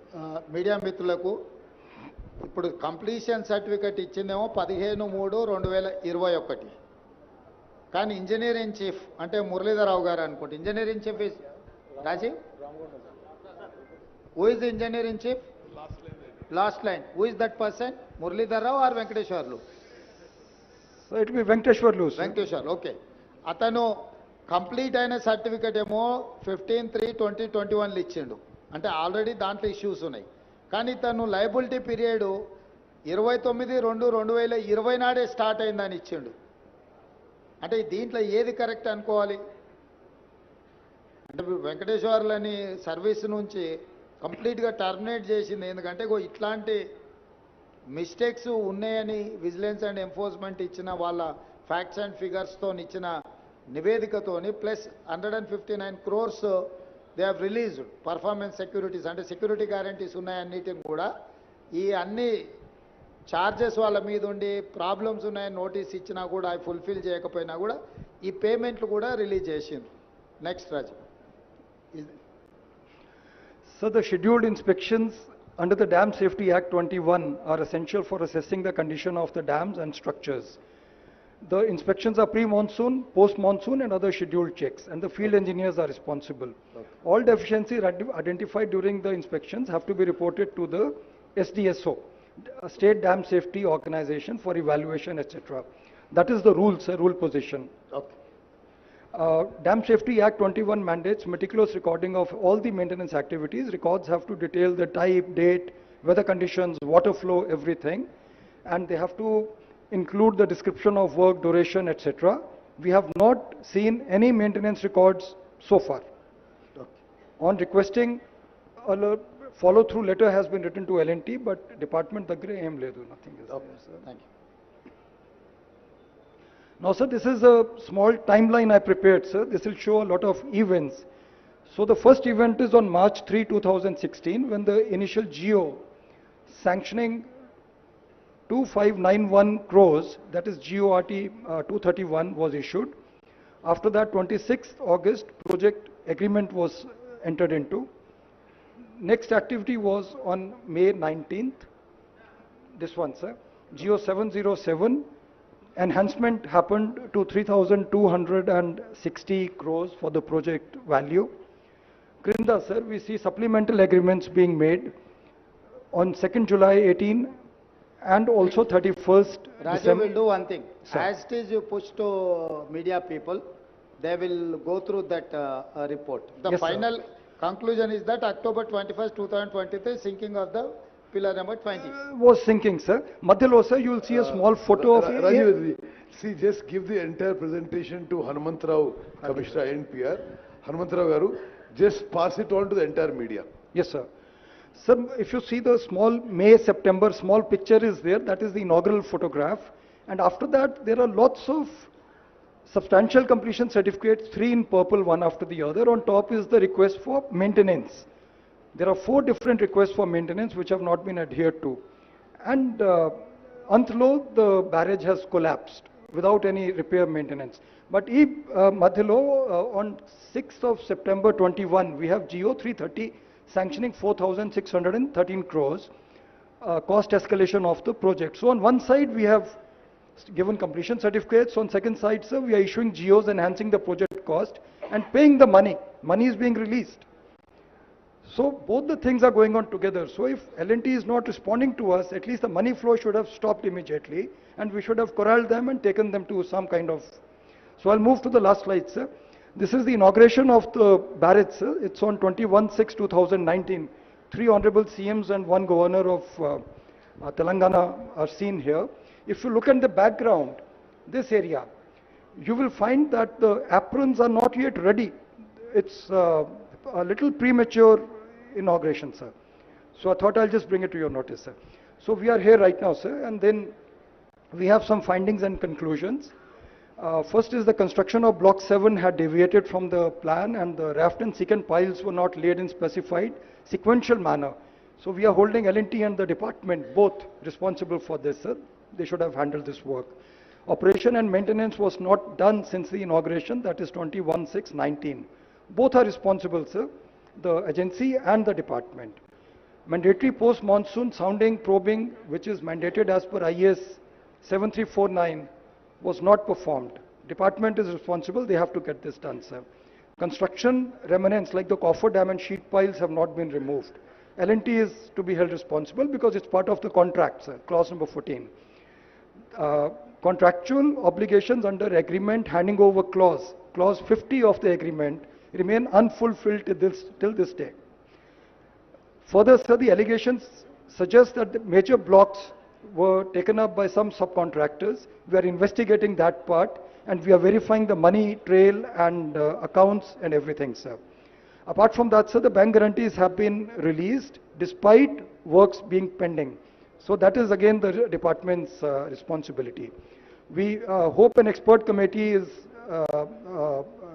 will go into the entire causes of failure and suggest a rehab plan, sir. That's all I have, sir. Thank you, sir. Thank you, Rajiv ji. Sir, as irrigation minister now, I'll just briefly summarize చేసి కొంత national media ఉన్నారు కాబట్టి కొంత ఇంగ్లీష్లో మాట్లాడతాను. Okay, we thank the MIM members for coming for the visit and for the presentation. Thank you very much to all the MIM MLAs.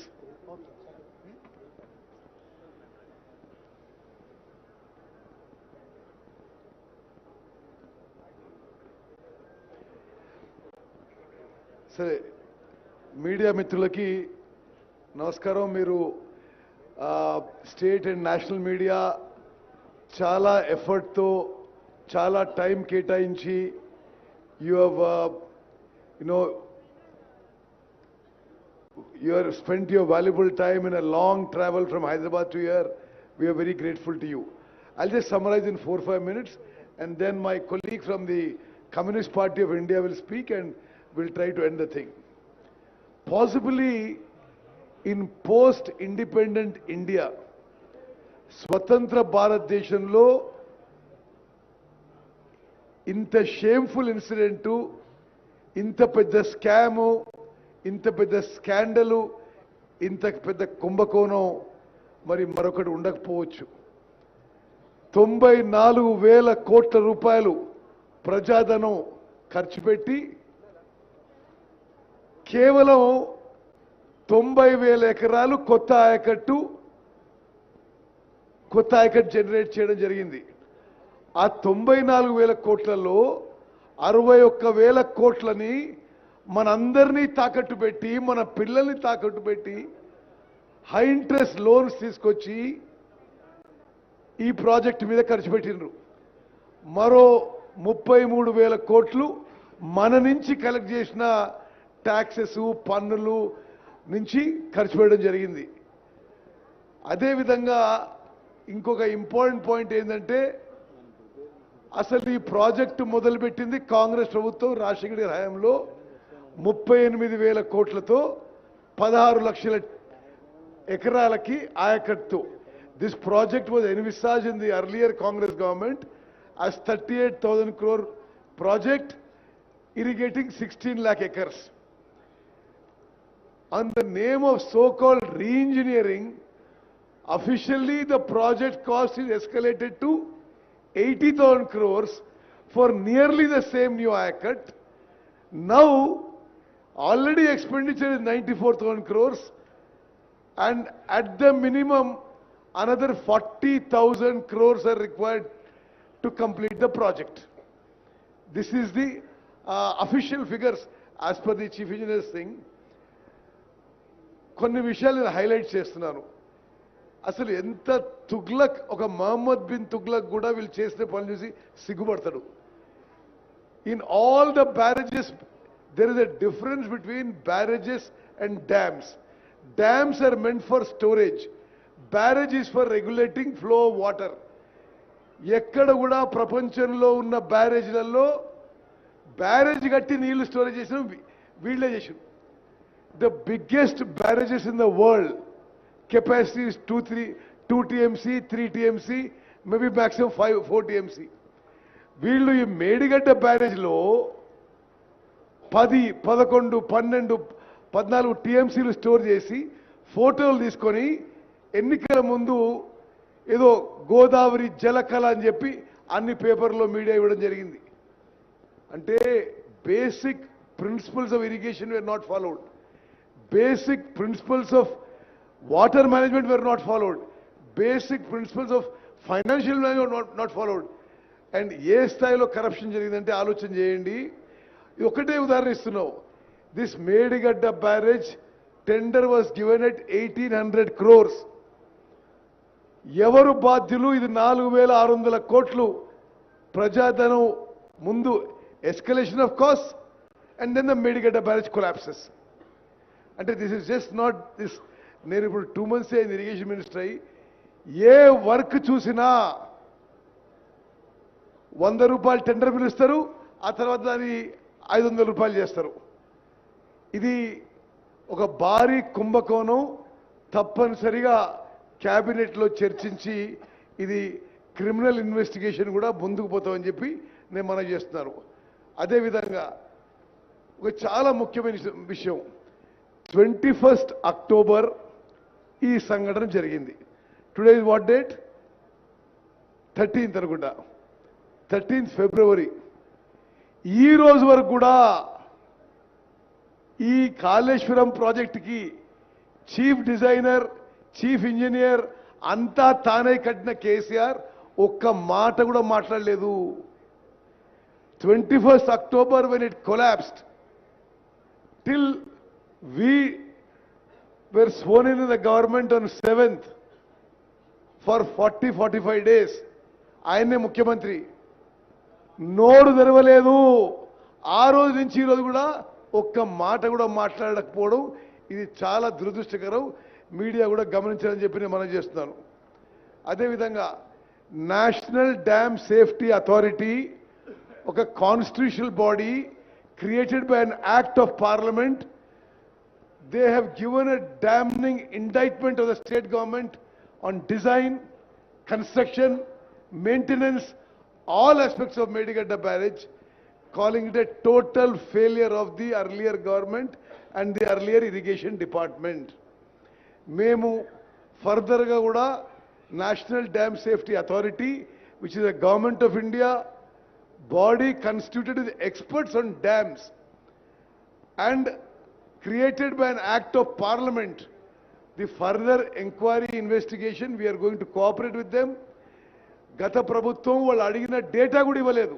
మేము పూర్తిగా cooperate చేసి ఆ డ్యామ్ సేఫ్టీ ఎక్స్పర్ట్స్ని ఈ యొక్క కొలాప్స్ విషయంలో, ఈ యొక్క వే ఫార్వర్డ్ విషయంలో మేము వారి సలహా మేరకు ముందుకు పోతామని చెప్పి మనవి చేస్తూ, అదేవిధంగా ఒక చిన్న విషయం చెప్తాను మీకు. వారు ఇప్పుడు సిఈ గారు, డీజీ విజిలెన్స్ గారు చెప్పిన విషయాల్లో there is no maintenance, no pre monsoon, no post monsoon, no dam safety checks done of these barrages which were built. అంటే this is just an example of KCR's irrigation department ఆయన నడిపించినప్పుడు ఏ విధంగా నడిపించిండో. 94,000 crores spent and not even that much of irrigation kotta ayakatu kuda create cheyaledu. This is the picture across irrigation sector in all the projects they did.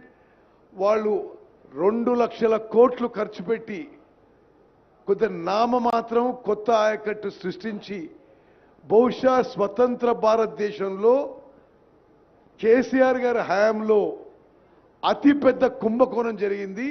తప్పనిసరిగా అన్ని విషయాల్లో enquiry, investigation, తదుపరి చర్యలకు ఈ ప్రభుత్వం సిద్ధమవుతోంది. ధన్యవాదాలు. సాంబశివరావు గారు. పెద్దలు గౌరవనీయులు ముఖ్యమంత్రి రేవంత్ రెడ్డి గారు, అలాగే ఇరిగేషన్ మేజర్ శాఖ మంత్రి ఉత్తమ్ గారు, అలాగే ఈ నియోజకవర్గ శాసనసభ్యులు, అలాగే information and industrial minister Sridhar Babu గారు, ఇతర సీతక్క గారు, ఇంకితర తమ్మల గారు, పెద్దలు, ఇంకితర మంత్రులు అందరూ ఉన్నారు, ఎమ్మెల్యేస్.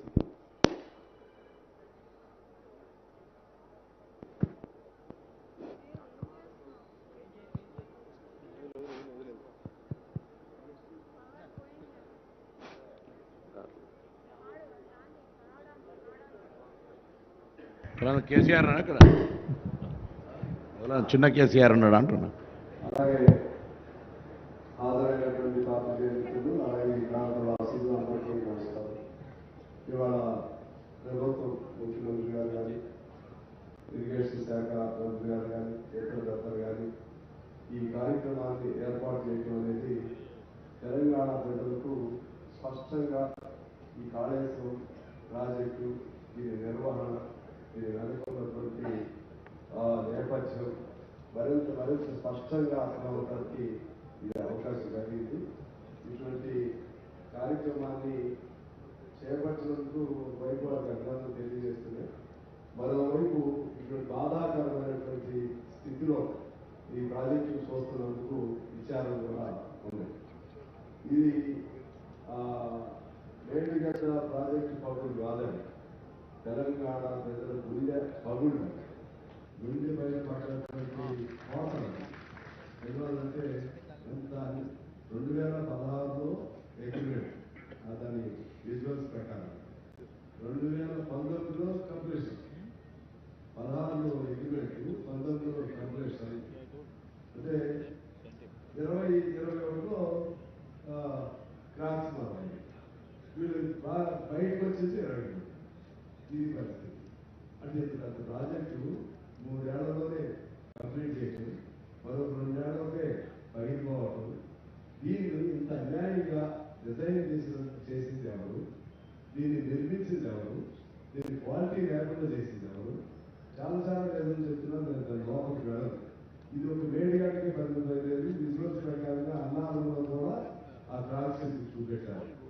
ఇటువంటి సేమ్ మంత్రిగా ముఖ్యమంత్రి గారు చెప్పినట్టుగా same technology, same procedure, same design తో ఉంది కాబట్టి ఈ 3 ప్రాజెక్టులు కూడా వాళ్ళు కూడా చూపెట్టిన దానిలో కూడా రాశారు. ఈ 3 ప్రాజెక్టులు కూడా పనికి రావనే పద్ధతిలో చెప్పడం జరిగింది. మరి ఏమైపోవాలి ఖర్చు పెట్టినటువంటి ఈ డబ్బులన్నీ ఏమైపోవాలి? ఎక్కడ పాత ప్రాధాన్యత చేయడం ఎల్లబడికే వచ్చేది అదే. దానికి దీనికి ఎంత డిజైన్ తేడా ఉంది? అది 2005లో రాజశేఖర రెడ్డి గారు ఉన్నప్పుడు ప్రారంభమైంది. అది 16 లక్షల ఎకరాలు design to irrigate the ayacut of 16 lakhs. వీళ్ళ ఆయకట్ ప్రకారం 18 lakhs, only 2 lakhs acres extra. ఏడు గ్రేజరేటి ఇక్కడైతే నీళ్లు బాగా ఉంటాయి. ముందు ఏం ఉపయోగమైంది? నీళ్లు 2 లక్షలే కదా తేడా. దాన్ని ఏ బాధ్యత లేదు. ఇంకా అంతిమంగా ఏం చేశారు? ప్రాణాయామం చేయాలనేది వదిలేసి ఆదిలాబాద్ జిల్లా మొత్తాన్ని వదిలేసి ఇక్కడ నుంచి మొదలుపెట్టి అది తర్వాత చేపడతామన్నారు. నాకెందుకు గుర్తంటే మా మనీష్ గారు, బృందా మనీష్ గారు అప్పుడు ఉండేవాడు. ఆయన మా పార్టీ వాళ్ళు కూడా చాలా శంకర్కి చాలా మంది ఉన్నారు. చాలాసార్లు ఆందోళన చేశారు. మేము అందరికీ వచ్చాం. అసలు మా జిల్లాకి లేకుండా, మా ప్రాణాయామ సేవలు లేకుండా చాలా బాగా చేశారు. తర్వాత అది కూడా ప్రయత్నం చేస్తాం, ఇంకో 2 లక్షల ఎకరాలు వచ్చే విధంగా చెప్పి ఆ పొందు ప్రభుత్వం చెప్పడం జరిగింది. ఇక్కడ నేను ఒక పాయింట్ చెప్పి సెలవు తీసుకుంటాను. ఇప్పుడు మన ఉత్తమ్ గారు చెప్పినట్టుగా అసలు ఇంత స్టోరేజ్ ఎక్కడ ఏ ప్రాజెక్టులో కూడా ఇంత స్టోరేజ్ ఉన్నాయి మాకు. రేపు పోలవరం కూడా అవుతాయి, ఇంకా పెద్ద అనుకుని ఏదైనా ఉంటాయి. సరే, అంత ఎంత అన్యాయంగా కన్స్ట్రక్షన్ ఉందా అనేది ఎవరికి తెలియదు. మీరు చెప్తున్నారు కదా, దాన్ని మొదలెట్టిన తర్వాత 5 ఏళ్ళు దీన్ని చూస్తానికి ఎవరు రాదు. అసలు మెయింటెనెన్స్ లేదు. కాబట్టి అసలు కన్స్ట్రక్షనే వీక్ ఫౌండేషన్, డిజైనే లోపం ఉంది. ఇక్కడ మన కాటన్ కట్టించినటువంటి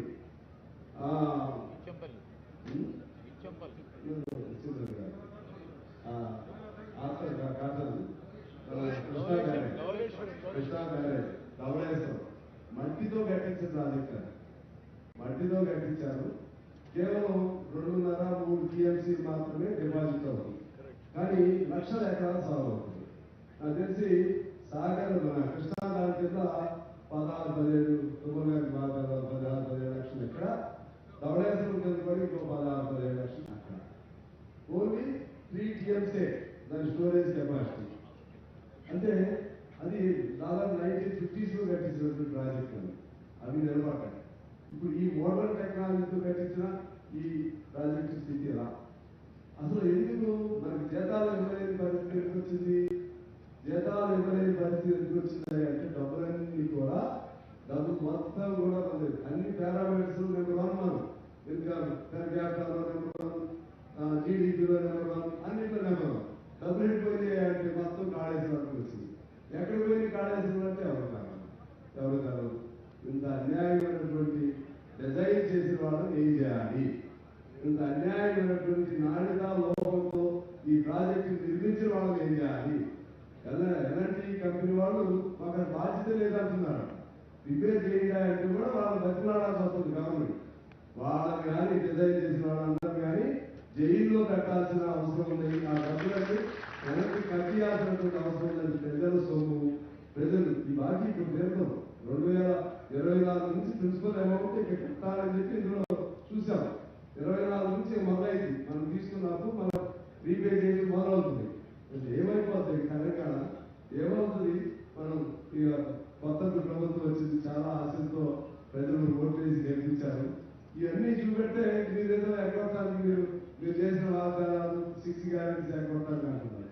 ఇంత అన్యాయం చేసి లక్షల వేల కోట్లు ఈ విధంగా దాన్ని దుర్వినియోగం కాదు, పెద్ద ఇంకా ఉత్తర భాషలు చెప్పాలంటే it is the biggest scandal in the I think in the country, not world, I can't say world. In our country, it might be the biggest scandal. 1 lakh అనేది ఆ గోదావరిలో పోసినా ఎదిగితే దొరికే ఎక్కడ పోసినా తెలవదు, అడుగు పెట్టుకుని తెలవదు. దీని మీద చాలా సీరియస్గా ప్రభుత్వం ఉండాలని నేను కోరుకుంటూ, భవిష్యత్తులో మరి ఏమవుతుందో నాకు తెలియదు. ఆ ప్రాణాయత చేయాలా, ఆ ఓల్డ్ డిజైన్ నుంచి తీసుకెళ్తారా, ఎట్లా లేకపోతే దీన్ని ఏమైనా రిపేర్కి అవకాశం ఉంటుందా, అదంతా ఇంజనీర్స్ ఎక్స్పర్ట్స్ సలహాలు తీసుకుని చేస్తామని చెప్తున్నారు. ఏదేమైనా కూడా తెలంగాణకి తీవ్ర నష్టం జరిగింది. ఇవాళ ఇక్కడికి రావటం వల్ల చాలా నేను అన్నింటిలో వచ్చాను, కానీ ఈ కోవిడ్ అయిన తర్వాత రాలేదు. ఇవాళ యాక్చువల్లీ నేను I have some other work, I wanted to skip this programme. ఎందుకంటే వాళ్ళు అందరూ అనుకున్నాం ఇవాళ ఉన్నారు. If I absent, so if I said some wrong signal, that's why I changed my mind. I have attended here. Coming here, just I learned so much. ఇక్కడ రావడం చాలా నాకు అవగాహన అయింది. ఖచ్చితంగా ఈ అంశాన్ని ప్రజల దృష్టికి తీసుకెళ్లడంలో మా పార్టీగా నేను నా బాధ్యత వహిస్తాను. ప్రభుత్వాన్ని అన్ని రకాలుగా మీరు ఎందుకంటే మీ ముఖస్థితికి చెప్తున్నది ఇది తెలంగాణ జరిగిన నష్టం కాబట్టి ఈ నష్టాన్ని ఎలా రిపేర్ చేస్తారు, ఎలా పూడుస్తారు, పరంగా మనకి రావాల్సిన ఈ భూమి రాయిగట్టు అంతా తొందరలో ఎలా పూర్తి చేస్తారు. ఇప్పుడు ఎంత పూర్తయింది కూడా అర్థం కావట్లేదు. 1,00,000 ఎకరాలే అంటే మీకు 18 లక్షల ఎకరాలు ఒరిజినల్లీ ల్యాండ్ ఆయకట్టు, ఇంకా 17 లక్షల ఎకరాలకి ఎప్పుడు రావాలి, ఇంకెన్నేళ్ళకి రావాలి? 2016 నుంచి మొదలైనటువంటి ఈ ప్రాజెక్టు మీకు 17 ఏళ్ళు కూడా రాదు. మళ్ళీ ఏమైపోతుందో తెలవదు. వీటన్నిటినీ మీ మీద చాలా బాధ్యత ఉంది. వీటిని మీరు అంతా అందించాల్సిన అవసరం ఉందని తెలియజేస్తూ ముఖ్యమంత్రి గారికి, ఉత్తమ్ గారికి, ఇతర పెద్దలందరికీ మీ అందరికీ నమస్కారాలు తెలియజేస్తూ థ్యాంక్ యూ. ఇప్పుడు ఈ సందర్శన సందర్భంగా గౌరవ ముఖ్యమంత్రి వర్యులు శ్రీ రేవంత్ రెడ్డి గారిని వారి సందేశంగా కోరుతారు.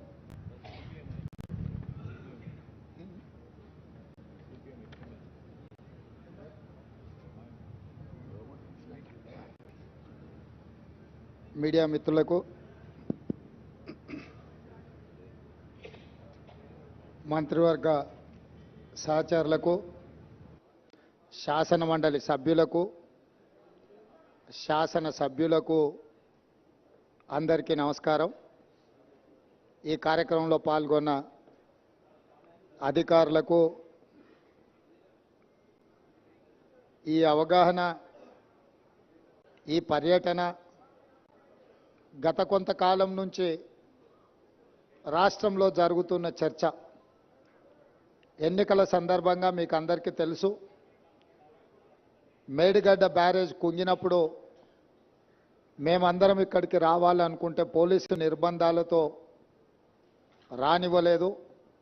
అయినా శ్రీ రాహుల్ గాంధీ గారు, నేను, మిత్రుడు శ్రీధర్ బాబు గారు ఎన్నో వ్యయ ప్రయాసాలు కోర్చి ఎన్నికల అధికారులను పట్టుబట్టి అనుమతి సాధించి మేడిగడ్డ బ్యారేజ్ సందర్శనకు ఆ రోజు మేము రావడం జరిగింది.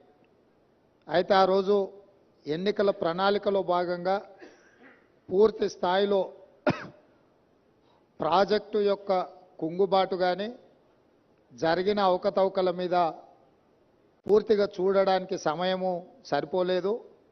అదేవిధంగా గత ప్రభుత్వము ఏమాత్రం ఇటువైపు ఎవరిని రానియకుండా వాళ్ళు చేసిన తప్పిదాలు, కుంగిపోయిన మేడిగడ్డ బ్యారేజ్ను ఎవరు చూడకుండా కప్పిపుచ్చి తమ తప్పిదాల నుంచి తప్పించుకోవాలనే ప్రయత్నం చేయడము, అదేవిధంగా మా ప్రభుత్వం అధికారంలోకి వచ్చిన తర్వాత నేషనల్ డ్యామ్ సేఫ్టీ అథారిటీ ఏదైనా ఇచ్చిన నివేదిక, ఈ ప్రాతిపదికన విజిలెన్స్ అండ్ ఎన్ఫోర్స్మెంట్ని ఉత్తమ్ కుమార్ రెడ్డి గారు ఆదేశాలు ఇచ్చి జరిగిన అవకతవకల మీద విచారణ చేపట్టి ప్రాథమికంగా ఒక నివేదికను ఇవ్వమని చెప్పడంతో వారు నివేదికను రాష్ట్ర ప్రభుత్వానికి ఇవ్వడం జరిగింది.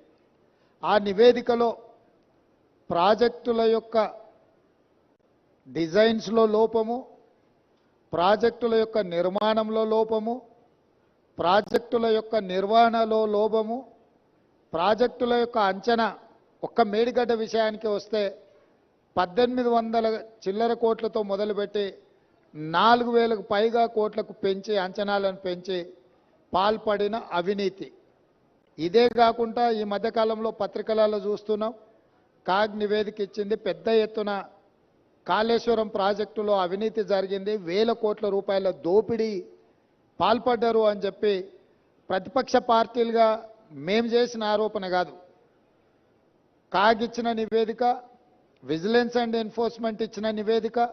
వీటి నేపథ్యంలో శాసనసభ బడ్జెట్ సమావేశంలో శ్వేతపత్రం సాగునీటి ప్రాజెక్టుల మీద విడుదల చేయడమే కాకుండా జరిగిన అవినీతి మీద పూర్తి స్థాయిలో చర్చ చేపట్టాలి అని చెప్పి ఉత్తమ్ కుమార్ రెడ్డి గారు ప్రభుత్వం దృష్టికి తీసుకొస్తే ప్రభుత్వం కూడా ఆమోదించి ఈ బడ్జెట్ సమావేశాలలో ఆ చర్చకు మేము మొదలు పెడదాం అనుకున్నాం. ఎప్పుడైతే గోదావరి జలాల మీద నిర్మించాలనుకున్న కాళేశ్వరం ప్రాజెక్టు రీడిజైనింగ్ పేరు మీద చంద్రశేఖరరావు కొల్లగొట్టిన 1000 కోట్ల రూపాయల మీద చర్చకు శాసనసభలో తెర లేపాలనుకున్నామో చంద్రశేఖరరావు గారికి పూర్తిగా అర్థమైపోయింది. తను ముఖ్యమంత్రిగా ఉన్నప్పుడు పాల్పడిన 1000 కోట్ల రూపాయల దోపిడీకి సంబంధించి విజిలెన్స్ అండ్ ఎన్ఫోర్స్మెంట్ ఎన్డీఏసీ ఇచ్చిన నివేదికల మీద చర్చ జరిగితే తన బండారం అంతా బయటపడి ప్రజల ముందు అవినీతిపరుడుగా, దోపిడీదారుడుగా, దోషిగా నిలబడాల్సి వస్తుందని వ్యూహాత్మకంగా కృష్ణానది జలాలను, కృష్ణానది మీద ఉన్న ప్రాజెక్టులను కేఆర్ఎంబీకి అప్పజెప్పినరు అని కాంగ్రెస్ మీద ఎదురుదాడి చేసి నల్గొండ జిల్లాలో ఒక సభను పెట్టి ఆ సభ ద్వారా కాంగ్రెస్ మీద ఎదురుదాడి చేయాలన్న ఆలోచనతోటి ఈరోజు నల్గొండలో సభ పెట్టారు. ఇవాళ నల్గొండ సభలో వారు ఎంత శుద్ధపూసలాక మాట్లాడుతుండే అంటే, ఇక సత్యహరిచంద్రుడే ఇంకో అవతారం ఎత్తి చంద్రశేఖరరావు రూపంలో జన్మెత్తిండు, ఈ సత్యహరిచంద్రుడి శీలాన్ని మీరు శంకిస్తారా? చావు నోట్లో తలబెట్టి నేను తెలంగాణ సాధించిన అని మళ్ళీ 1 కోటి 1వసారి అబద్ధం చెప్పిండు. ఇప్పటి వరకు 1 కోటి సార్లు చెప్పిండు అబద్ధం, సావు నోట్లో తలబెట్టి తెలంగాణ తెచ్చినా అని. ఎన్నిసార్లు బిచ్చమెత్తుకుంటావా సావు నోట్లో తలబెట్టినా అని? 2 సార్లు ముఖ్యమంత్రి పదవి ఇచ్చారు, 10 సంవత్సరాలు ఈ రాష్ట్రాన్ని పట్టి పీడించినావు, దోసుకున్నావు. ఇంకా కూడా సావు నోట్ల తలకాయ పెట్టినా, సావు నోట్ల తలకాయ పెట్టినా అని మాటలు చెప్తున్నావు. సావు నోట్ల తలకాయ పెట్టిన చంద్రశేఖరరావు శాసనసభలో నీ అవినీతి మీద చర్చ పెడితే నువ్వు నిజంగా సత్యహరిచంద్రునివే, సత్యహరిచంద్రునికి మరో జన్మని ఎత్తినోడు అయితే అక్కడ వచ్చి కూర్చొని మాట్లాడేది ఉండే. మేమేమడిగినాము?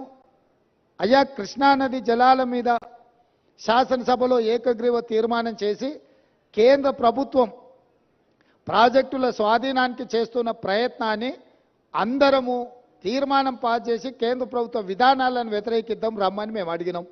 మీరు రాలేదు. కేంద్ర ప్రభుత్వానికి కాంగ్రెసే అప్పజెప్పిందని అబద్ధాలు నువ్వు చెప్తే వాస్తవాలను డిసెంబర్ 1, 2023 నాడు మీరు ముఖ్యమంత్రిగా మీ కార్యదర్శి స్మితా సబర్వాల్ గారు రాసిన లేఖను అప్పజెప్పడానికి పూర్తిగా మీరు చేసిన ప్రయత్నాన్ని ఆధారాలతో సహా శాసనసభలో ప్రభుత్వం బయటపెట్టింది. దాని తర్వాత నేనేమన్నా, కాళేశ్వరం మీద ఎంతోమందికి అపోహలు ఉన్నాయి, అనుమానాలు ఉన్నాయి, అక్కడికి ఎవరిని రాణిస్తలేరు, అక్కడికి ఎవరైనా వెళ్తే పోలీసులు అడ్డుకుంటున్నారని తెలంగాణ సమాజంలో ఎన్నో అనుమానాలు ఉన్నాయి. ఈ అనుమానాలను నివృత్తి చేయడానికి మంత్రులను, ప్రజాప్రతినిధులను, పత్రికా మిత్రులను అందరినీ తీసుకొని వెళ్ళి వాళ్ళకి చూపిద్దాము, అందరం కలిసికట్టుగా వెళ్దామని మా మంత్రి గారు మీకు లేఖ రాయడం జరిగింది. లేఖతో పాటు 13 తారీఖు నాడు వెళ్దామని మేము అన్నాము. ఒకవేళ మీకు ఏవైనా ఇతరత్ర కార్యక్రమాలు ఉంటే మీరు తారీఖు మార్చమన్నా మారుస్తామని చెప్పి శాసనసభలోనే స్వయంగా నేనే మీకు చెప్పడం జరిగింది. ఒకవేళ బీఆర్ఎస్ నాయకులకు 13 తారీఖు నాడు ఇతర కార్యక్రమాలు ఉంటే మీరు నిర్ణయించిన తారీఖు నాడు అఖిలపక్షం అందరము అక్కడికి వెళ్దాము, పత్రికల వాళ్ళని తీసుకెళ్దాము, అక్కడ జరుగుతున్న పరిణామాలు నిర్మాణంలో లోపాలను దాని మీద తీసుకోవాల్సిన చర్యల్ని ప్రజల సమక్షంలోనే ప్రజా కోర్టులోనే చర్చించుకుందామని రమ్మని చెప్పినాము. మీరు రాలేదు, రాకపోను శాసనసభలో చర్చకు కూడా మీరు రాలేదు, శాసనసభలో జరిగిన చర్చలో మీరు పాల్గొనలేదు, శాసనసభకే మీరు రావడానికి కాలు విరిగిందనే ఒక నెపాన్ని అడ్డం పెట్టుకున్నారు. కాలు ఇరిగిన చంద్రశేఖరరావు ఈరోజు నల్గొండకు పోయిండు. నేను అడుగుతున్నాయా, శాసనసభ దగ్గరుందా, నల్గొండ జిల్లా దగ్గరుందా? నల్గొండకి వెళ్ళి బహిరంగ సభలో సానుభూతి పొందాలనే ప్రయత్నం చేస్తున్నాడు చంద్రశేఖరరావు. సానుభూతి పొందడానికి మీరు దవాఖానలు ఉన్నప్పుడు మేమందరం వచ్చినాం, సానుభూతి చూపించినాం. సానుభూతి చూపించాల్సిన సందర్భంలో ప్రజలు కానీ ప్రతిపక్షాలు కానీ మేమందరం సానుభూతి చూపించినాం. ఈరోజు కేవలం కాళేశ్వరం అవినీతి మీద చర్చ జరగకుండా, కాళేశ్వరంలో మీ దోపిడీని ప్రజల దృష్టిలో పడకుండా ఉండడానికే ఈరోజు మీరు నల్గొండ ప్రజా అక్కడ ఏదో పెద్ద సభ పెట్టినా అని మీరు మాట్లాడుతున్నారు. ప్రజలకి ఈ మాత్రము అవగాహన లేదని మీరు అనుకుంటున్నారా చంద్రశేఖరరావు గారు? కాళేశ్వరం అవినీతి మీద దోపిడీ మీద చర్చకు వచ్చిన సందర్భంలో మీరు కృష్ణానది జలాల మీద ఉన్న ప్రాజెక్టులను అన్నిటిని కూడా కేంద్రానికి అప్పజెప్పినరు అని చెప్పి నల్గొండ జిల్లాలో మీరు బహిరంగ సభ పెట్టి ఇక్కడికి రాకుండా తప్పించుకున్నారు. ఇవాళ మీరు ఏం మాట్లాడుతున్నారు? అక్కడ ఓ 4-5 పిల్లర్లు కూలినాయి, కూలితేం పెద్ద తప్ప? అయ్యా నీకేది తప్పు కాదు. ఎందుకనంటే తప్పులకు పాల్పడ్డదే నువ్వు. నీకు నువ్వే తప్పు జరిగిందా, నీకు నువ్వే శిక్ష విధించుకునేటంత నిజాయితీ పరుడు అనే మన తెలంగాణ సమాజం భావిస్తుంది అనుకుంటున్నారా? మీ దోపిడీకి మేడిగడ్డ బలైపోయింది, అన్నారం సుందిల్లా సున్నమైపోయినాయి. ఈరోజు కాళేశ్వరము మీ 1,00,000 కోట్ల దోపిడీకి బలైపోయింది. అందుకే మీరు దీన్ని చాలా అల్కగా తీసుకుంటున్నారు. ఇక్కడ వచ్చిన వాళ్ళని చులకన చేసి మాట్లాడుతున్నారు. మీరు ఈరోజు ఇక్కడికి రాకపోవడం ఒక తప్పిదమైతే ఇక్కడ తీసుకున్న కార్యక్రమాన్ని చులకన చేసి తిట్టడం అనేది మీ దిగజారుడు తనానికి నిదర్శనం చంద్రశేఖరరావు గారు. ఈరోజు ఆయన మాట్లాడుతున్నాడు, మీరు కేఆర్ఎంబి మీద మీకు అవగాహన లేకపోతే నడితే అన్నా ఎట్లా చేద్దామని మాట్లాడితే నేను సలహా చెప్పాను. అయ్యా శాసనసభలో చర్చ పెట్టినాం, సలహా చెప్పమని అడిగినాం. శాసనసభలోనే స్పీకర్ గారికి విజ్ఞప్తి చేసిన, దయచేసి మాజీ ముఖ్యమంత్రి గారికి ఆదేశాలు ఇవ్వండి, అవసరమైతే సభను వాయిదా వేయండి, వారు వచ్చినాక వారి సలహా సూచనలు తీసుకున్న తర్వాతనే తీర్మానం చేద్దామని చెప్పినాం. ఉత్తమ్ కుమార్ రెడ్డి గారు పెట్టిన తీర్మానంలో లోపాలు ఉన్నాయి, అది కూడా సక్కలేదన్నాడు. సక్కలేని తీర్మానానికి నీ అల్లుడు స్వాతిముత్యం ఎట్లా మద్దతు ఇచ్చింది ఏకగ్రీవంగానే? అందుకే 4 సార్లు అడిగిన. శాసనసభలో మీరందరూ చూశారు కదా మీడియా మిత్రులు. ఉత్తమ్ కుమార్ రెడ్డి గారు ఈ ప్రాతిపదికన తీర్మానాలు పెట్టినరు. దీనికి టీఆర్ఎస్ పార్టీ వైఖరి ఏందో స్పష్టంగా చెప్పండి అని అంటే, హరీష్ రావు గారు మాజీ సాగునీటి పారుదల శాఖ మంత్రిగా, కేసీఆర్ కుటుంబ సభ్యుడిగా స్పష్టంగా ఈ తీర్మానానికి సంపూర్ణమైన మద్దతు పలుకుతున్నా అని చెప్పిండు. అప్పుడే నేను లేచి ఏం చెప్పినా, వీళ్ళు మాట్లాడేదానికి ఏం విలువలేదా చంద్రశేఖరరావు, ఇవి విలువలేని మాటలను కొట్టిపడేస్తాడు, ఆయననే యజమాని, ఆయన ఓనర్, ఆయన వచ్చి చెప్తే తప్ప దీంట్లో విషయం లేదని నేను చెప్పిన. ఇవాళ సరిగ్గా నల్గొండలో అదే మాట్లాడండి. ఏం తీర్మానమే? దిక్కుమాలిన తీర్మానం, దాంట్లో ఏమైనా విషయం ఉందా? అదో పనికిమాలిన తీర్మానం, ఆ తీర్మానానికి వీళ్ళందరూ మద్దతు అని. మరి ఒకవేళ తీర్మానంలో లోపాలు ఉంటే మీరు వచ్చి సవరించేది ఉండే. లేదు, మీ ప్రతినిధిగా మాట్లాడిన హరీష్ రావు గారు ఇది తప్పు, ఈ తీర్మానంలో లోపాలు ఉన్నాయి, దీన్ని సవరిస్తున్నామని తీర్మానం సవరించి ప్రతిపాదించేది ఉండే. నేను చెప్పింది చెప్పినట్టుగా హరీష్ రావు గారు లాంటి వాళ్ళకి ఆ పార్టీలో విలువ లేదు, వాళ్ళ మాటల పట్ల విశ్వాసం లేదు. అందుకే చంద్రశేఖర్ రావాలని మేము అడిగినాము, మీరు రాలేదు. ఇవాళ అంటున్నాడు ఆయన, ముఖ్యమంత్రి గారు అఖిలపక్షాన్ని ఢిల్లీకి తీసుకెళ్లాలని. ముఖ్యమంత్రి గారు అఖిలపక్షాన్ని ఢిల్లీకి తీసుకెళ్తాను, ఒకవేళ శాసనసభలో మీరు వచ్చి మీరు ఆ ప్రతిపాదన పెట్టండి. మా ప్రభుత్వము వినడానికి, ప్రజలకు మేలు జరిగే విధానాలు చేపట్టడానికి స్పష్టంగా ఒక స్పష్టతతో ఉన్నది. మీరు నల్గొండకెళ్ళి గక్కడేదో సభ పెట్టి దిక్కుమాలిన మాటలు మాట్లాడే కంటే శాసనసభ జరుగుతుంది. ప్రధాన ప్రతిపక్ష నాయకుడిగా 10 సంవత్సరాలు ముఖ్యమంత్రిగా పనిచేసిన మీరు, 20 ఏళ్ల నుంచి తెలంగాణ కోసం కొట్లాడినని చెప్పుకునే మీరు సభకి ఎందుకు రావడం లేదు? ఇవాళ బెదిరించి బతకాలని చూస్తున్నాడు, బ్లాక్మెయిల్ చేసి బతకాలని చూస్తున్నాడు కేసీఆర్ గారు. మమ్మల్ని వెంటాడతాడంట ఆయన. అయ్యా రా, మంచిది, మేమేమో అల్లాటప్పగా ఏమి ఇక ఆ కుర్చీలో కూర్చోలే. ప్రజల దగ్గరికి వెళ్ళి ప్రజలు ఓట్లేసి ప్రజలు ఎన్నుకున్న ప్రభుత్వం అక్కడ ఉంది. నీలాక ఉద్యమ ముసుగులో మంది పిల్లలను చంపి మేము కుర్చీ ఎక్కలేదు. చచ్చిపోయిన కుటుంబాలను ఆదుకుంటూ మేము ఇవాళ ప్రభుత్వాన్ని ఏర్పాటు చేసినాము. ఏర్పాటు చేసిన ప్రభుత్వంలో మేము ప్రజలకు అవసరమైన నిర్ణయాలు తీసుకుంటున్నాము. నిజంగానే నేను చంద్రశేఖరరావు గారిని సూటిగా అడుగుతున్నా, మీరు ఈ లోపాలలో కాళేశ్వరంలో జరిగిన అవినీతిలో మీకు భాగస్వామ్యం లేకపోతే మీరు ఎందుకు భయపడుతున్నారు కాళేశ్వరం రావడానికి? మీరెందుకు చర్చకు రావడం లేదు? మేడిగడ్డ కుంగిపోయినప్పటి నుంచి ఈ రోజు వరకు చంద్రశేఖరరావు గారు ఏ రోజు కూడా కుంగిపోయిన మేడిగడ్డ మీద కానీ, అన్నారం మీద కానీ, సుందిళ్ళ మీద కానీ మీరు ఒక్క మాట ఎందుకు మాట్లాడతలేరు? శాసనసభలో చర్చ పెడితే మీరు మొహం ఎందుకు చాటేసిండ్రు? అదేవిధంగా కేఆర్ఎంబీ మీద ప్రాజెక్టులను అప్పచెప్తున్నామని చెప్పి మీ కార్యదర్శి గారు మాట్లాడిన విషయాలు ఉత్తమ్ కుమార్ రెడ్డి గారు లేఖ బయట పెడితే దాని మీద మీరు ఎందుకు స్పందిస్తలేరు? మీ కార్యదర్శి గారు మీ అనుమతి తీసుకొని లేఖ రాసినా, మీ అనుమతి లేకుంటేనే లేఖ రాసినా ప్రజలకు వివరించాల్సిన బాధ్యత మీకు లేదా? ఈరోజు కాళేశ్వరం అవినీతి మీద చర్చ జరిగినప్పుడు ఈ అవినీతి గురించి చర్చ జరగకుండా ఉండాలి అని, ఈ సమస్యను తప్పుదోవ పట్టించాలని ఈరోజు మీరు నల్గొండలో మీటింగ్ పెట్టినరు. మీరు మీటింగులు పెట్టి రాష్ట్రానికి ఏదైనా ప్రయోజనం చేకూర్చే మాటలు ఏమైనా మాట్లాడినరా? ఆయన అక్కడి నుంచి మాట్లాడుతున్నాడు మళ్ళీ అధికారంలోకి వస్తామని. నువ్వు చేసిన పనికి నిన్ను అధికారంలోకా? ముందే ప్రజలకి విషయాలు తెచ్చుకుంటే ఆ ప్రతిపక్ష హోదా కూడా నీకు రాకపోతుండే. ఇవాళ ప్రతిపక్ష నాయకుడిగా నీ బాధ్యతను నువ్వు నెరవేర్చకుండా పారిపోయి శాసనసభకు రాకుండా ముఖం చాటేసి ఇంకెక్కడికి వెళ్తావని నేను అడుగుతున్నా. మీకు 39 మంది ఎమ్మెల్యేలను ఇచ్చి ప్రతిపక్ష నాయకుడు హోదా ఇస్తే సభలోకి వచ్చి సమస్యల మీద చర్చించకుండా పారిపోయి ఈరోజు మీరు ఏ రకంగా ప్రజల ముందుకు వస్తారు? ఏ ముఖం పెట్టుకొని వచ్చిండ్రు? ఈరోజు నల్గొండ జిల్లా ప్రజల్ని మీరు ఏం వంచడానికి ఈరోజు అక్కడికి వెళ్ళిండ్రు? ఆయనకి ఇప్పుడు మళ్ళీ ఫ్లోరైడ్ బాధ గుర్తొచ్చింది. ఎందుకంటే కుర్చీ పోయింది కదా. కుర్చీ పోగానే కేసీఆర్కు గుర్తొచ్చేది నీళ్లు, నల్గొండ జిల్లా ఫ్లోరైడ్ బాధితులు.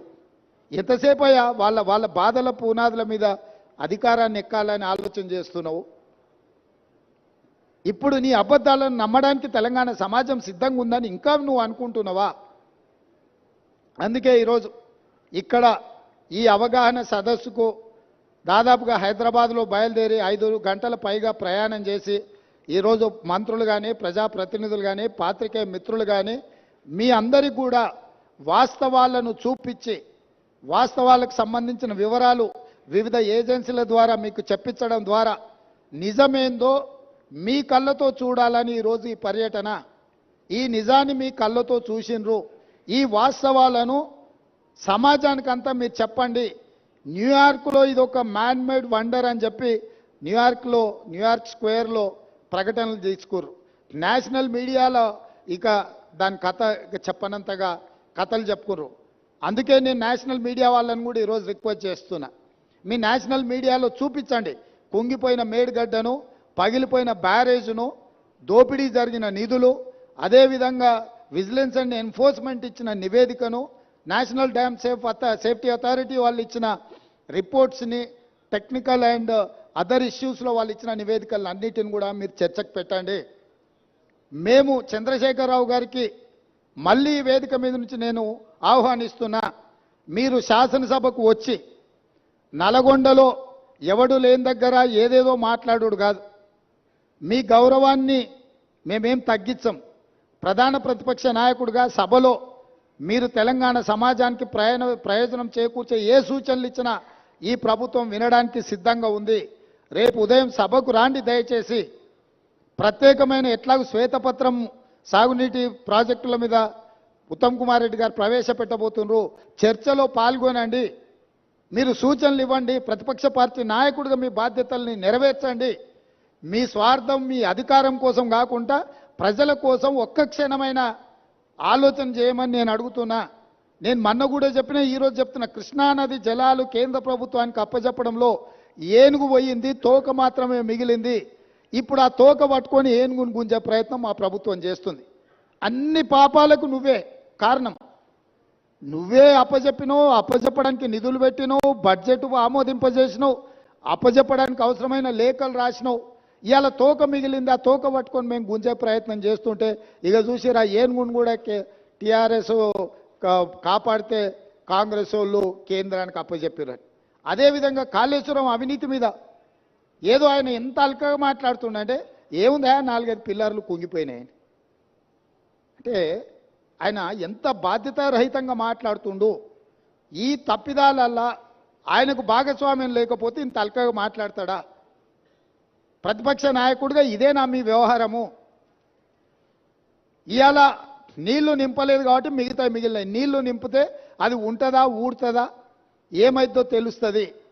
నీళ్లు లేకుంటే మన ఇంటి మీద నీళ్ళ ట్యాంక్ ఉంటే అది ఒకవేళ కారుతుంటే పగిలేటట్టు ఉంటే మనం నీళ్లు తీసేస్తే అది అట్లా కొంతకాలం కనిపిస్తుంది. నీళ్లు నింపితే 2 రోజులకు అది కూలిపోతుంది. సేమ్ ఈరోజు మేడిగడ్డ బ్యారేజ్ కానీ సుందిల్ల కానీ అన్నారంలో నీళ్లు నింపలేదు. నీళ్లు నింపితే పెను ప్రమాదం పొంచి ఉన్నది. నీళ్లు నింపినామంటే అంత కొట్టుకపోతుంది. ఈరోజు నీళ్లు లేకుంటే ఎండబెట్టినాం కాబట్టి అది అట్లా నిలబడి ఉన్నది. అది ఏ క్షణమైనా కుప్పగూలడానికి సిద్ధంగా ఉంది. మీరే కళ్ళతో చూసిండ్రు. మేడిగడ్డ బ్యారేజు 1.5 మీటర్ దాదాపుగా 5 ఫీట్లు భూమిలోకి కుంగిపోయింది. ఇది మేం చెప్పడం లేదు, సాంకేతిక నిపుణులు చెప్తున్నారు. కళ్ళకు గట్టినట్టుగా పగుళ్ళు కనిపిస్తున్నాయి. కాంక్రీట్ స్ట్రక్చర్స్ అంత వర్టికల్గా క్రాక్స్ వచ్చి ఉంటే దాని ఒక చిన్న సంఘటన కింద ముఖ్యమంత్రి గారు, మాజీ ముఖ్యమంత్రి గారు మాట్లాడుతున్నారు అని అంటే అసలు చంద్రశేఖరరావు గారి ఆలోచన, చేసిన తప్పిదాలను కప్పిపుచ్చుకోవడానికి చేస్తున్న ప్రయత్నము ఈరోజు తెలంగాణ సమాజం అంతా గమనించాల్సిన అవసరం ఉన్నది. అందుకే చంద్రశేఖరరావు గారు దయచేసి రేపటి శాసనసభ సమావేశాలకు మీరు హాజరు కండి. శాసనసభ సమావేశాలలో బడ్జెట్తో పాటు సాగునీటి పారుదల శాఖ మంత్రి ఉత్తమ్ కుమార్ రెడ్డి గారు ప్రవేశపెట్టే శ్వేతపత్రము సాగునీటి ప్రాజెక్టుల మీద మీరు చర్చలో పాల్గొనండి. మీరు ఆ చర్చలో శాసనసభలో మీ అనుభవాన్నంతా రంగరించి కృష్ణానది జలాల మీద నిర్మించిన ప్రాజెక్టులను ఏ విధంగా మనం కాపాడుకోవాలి, కేంద్ర ప్రభుత్వం కొట్లాడాలనో మీ అనుభవాన్నంతా ఉపయోగించి సూచనలు ఇవ్వండి. అదేవిధంగా 1000 కోట్ల దోపిడీ జరిగిన కాళేశ్వరం ప్రాజెక్టులు ఈరోజు ఎల్ఎన్టీ సంస్థను బ్లాక్ లిస్ట్ చేయాలనా వద్దా, ఎల్ఎన్టీ సంస్థ నిర్మాణం చేయకుంటేనే పూర్తయినట్టు సర్టిఫికెట్ పొందడాన్ని, సర్టిఫికెట్ ఇచ్చిన అధికారులను శిక్షించాలనా లేదా, మీ వైఖరి ఏంది? కాళేశ్వరం ప్రాజెక్టు మీద జరిగిన అవకతవకల మీద నీ పార్టీ వైఖరి, మాజీ ముఖ్యమంత్రిగా సాగునీటి పారుదల శాఖ మంత్రిగా మీది హరీష్ రావు గారి వైఖరి శాసనసభ ద్వారా తెలంగాణ సమాజానికి, దేశ ప్రజలకు చెప్పాల్సిన బాధ్యత మీ మీద ఉన్నది. ఈరోజు మీరు నల్గొండలో మాట్లాడిన మాటలు చూస్తే నాకు కాలు ఇరిగిపోయినా, చేత కాకపోయినా, నేను సభకు వచ్చినా, మీకోసం వచ్చినా అని అంటున్నావు. నువ్వు వాళ్ళ కోసం ఎన్నడూ రాలే. వాళ్ళ కోసం వచ్చే లక్షణమే నీకు లేదు. ఎందుకంటే ఎంతోమంది పిల్లలు చచ్చిపోతే, ఎంతోమంది ఆత్మహత్యలు చేసుకుంటే, ఎంతోమంది గొప్ప వ్యక్తులు చనిపోతే కూడా చూడని వ్యక్తివి నువ్వు.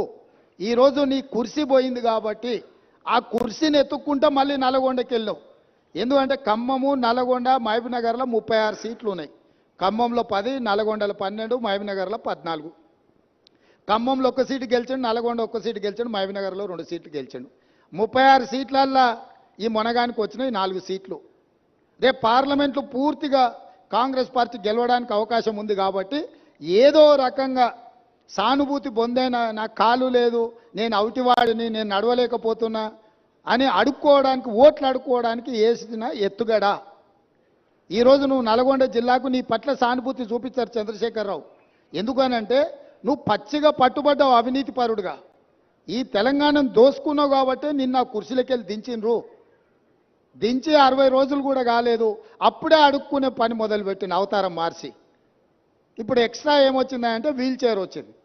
ఒకప్పుడేమో మంచంలో వండుకున్నాను నిజాం హాస్పిటల్లో, దాంతో సానుభూతి పొందిండు. ఆ కథ 10 ఏళ్ళు అక్కడికి వచ్చింది ఆయనకు.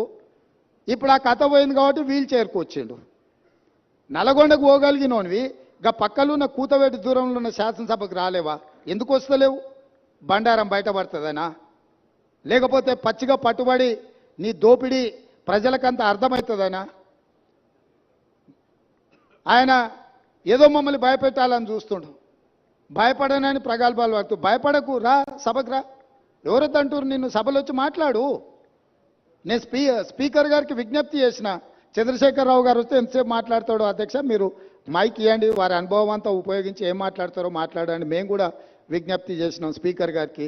స్పీకర్ గారు కూడా మీకు స్వేచ్ఛగా మీ పార్టీకి మైక్ ఇస్తున్నాడు, ఎక్కడ మీ మైక్ కూడా కట్ చేయలేదు. కాబట్టి ఈరోజు ఈ కాళేశ్వరం యొక్క అవినీతి మీద ఇంతమంది పర్యటన ఉంది కాబట్టి ఈ అవినీతి మీద చర్చ జరగకుండా ఉండడానికి నల్గొండలో కేసీఆర్ గారు సభ ఏర్పాటు చేసుకున్నారు. నల్గొండ జిల్లాలో మనుషులు దొరక్కపోతే పాత ఉమ్మడి మహబూబ్నగర్ జిల్లాలో కల్వకుర్తి నుంచి బస్సులు పెట్టి జనాలను దొలకపోయారా? బస్సులు 100 ఉన్నాయి, మంది 10 మంది ఊరు. నీ ఏషం అట్లుంది చంద్రశేఖరరావు. కాబట్టి ఇంత ఓపికగా ఇక్కడికి వచ్చి ఈ వాస్తవాలను చూసి అధికారులు ఇచ్చిన వివరాలు కానీ ప్రతిపక్ష పార్టీగా మేము చెబుతున్న విషయాలను కానీ మీరందరూ ఒక బేరీజు వేసుకొని చంద్రశేఖరరావు గారి యొక్క కుట్రలను కుతంత్రాలను తిప్పికొట్టాల్సిన బాధ్యత తెలంగాణ సమాజం మీద ఉన్నది. కవులు, కళాకారులు, మేధావులు అందరూ కూడా కాళేశ్వరానికి రండి.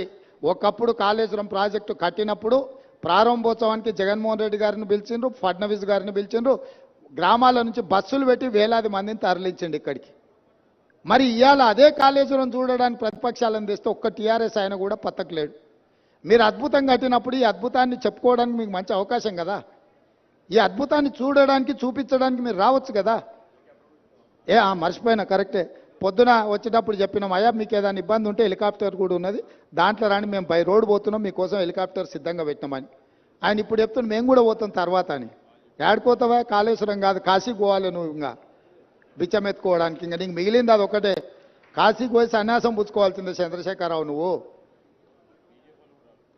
సరే, ఇక ఆయన చీకటి మిత్రుడు. బీజేపీ వాళ్ళు కూడా ఎవరు రాలే ఇప్పటి వరకు.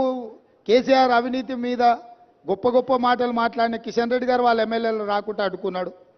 మీరు పొత్తు పెట్టుకుంటే పొత్తు పెట్టుకోండి, ఎవరో అన్నారు. ఎన్ని రోజులు చీకట్లో పొత్తు పెట్టుకుంటారు? రాబోయే పార్లమెంట్ ఎన్నికలలో మీ పొత్తు సంగతి ప్రజలకు ఎట్లాగో చెప్పాల్సే వస్తుంది.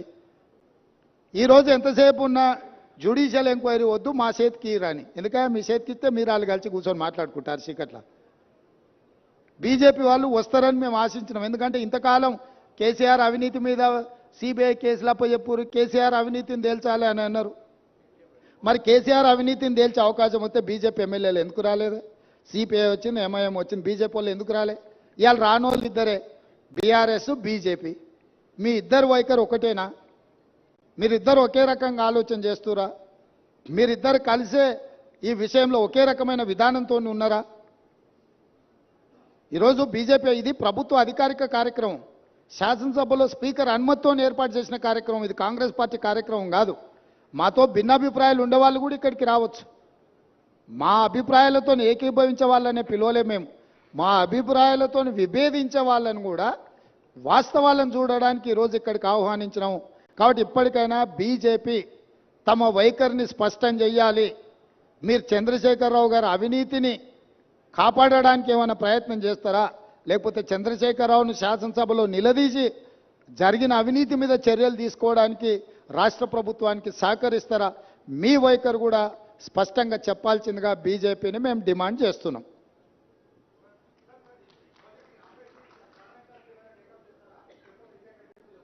రాహుల్ గారు, ఈరోజు ఈ జరిగిన అవినీతి అక్రమాల మీద మీ అందరికి అవగాహన కల్పించడానికే మీరు చెప్పే విషయాలను అన్నిటిని కూడా ప్రభుత్వంలో చర్చించి మళ్ళీ తప్పకుండా వెనక్కి చెప్తాం.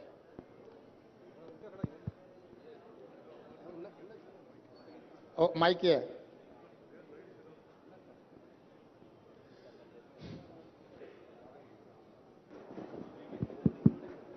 మేడిగడ్డ బ్యారేజ్ అనేది 94,000 కోట్లు ఖర్చు పెట్టారు ఇప్పటిదాకా.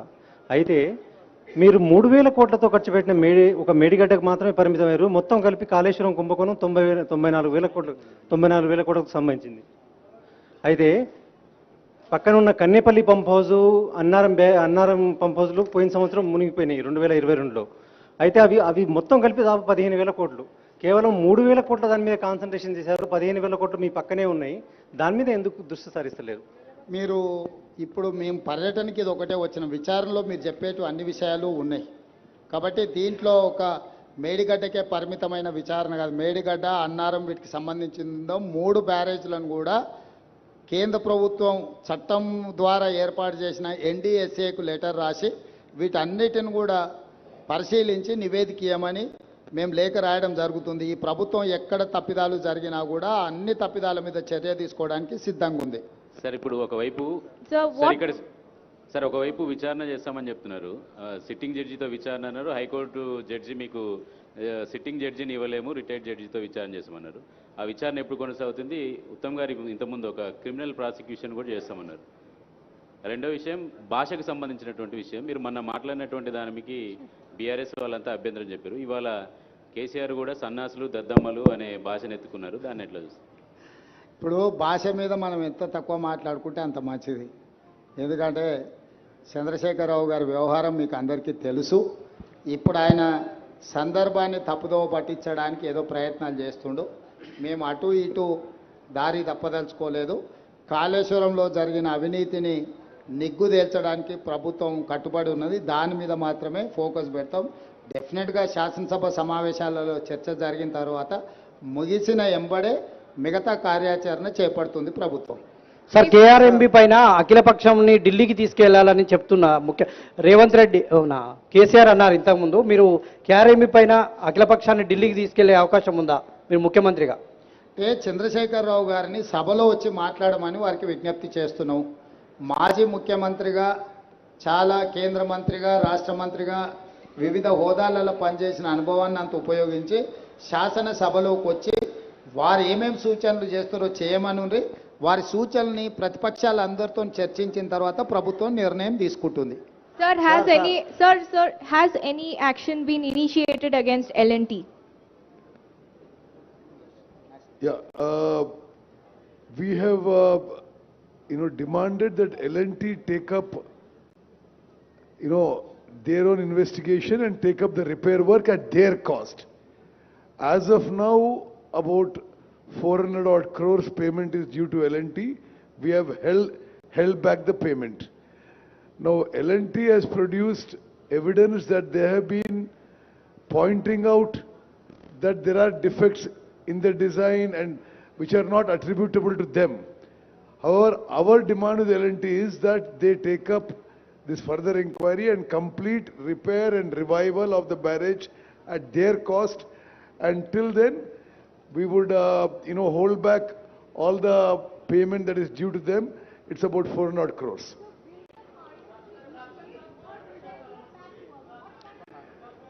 See, at this stage, I cannot comment on this. Like the Chief Minister has said, the National Dam Safety Authority, which is a constitutional body, is being given the task of identifying the fault and the way forward. Sir మీ ముందు 4 months దాదాపు 3 months ఉంది. ఇంకా నివేదిక రావాలి. మీరు శాసనసభలో దీనికి సంబంధించినటువంటి ఎటువంటి విచారణ చేస్తారో తెలియాలి. 3 నెలలు గడిస్తే వర్షాకాలం వస్తుంది. ప్రాజెక్టు మరి ఆ లోపు అసలు ఏమి నిర్ణయం తీసుకుంటారు? అసలు ఈ వానాకాలం కాళేశ్వరం నీళ్లు తెలంగాణ ప్రజలకు మీరు పరిచయం చేసుకోండి. నేను లెనిన్ సార్, TV5 వరంగల్.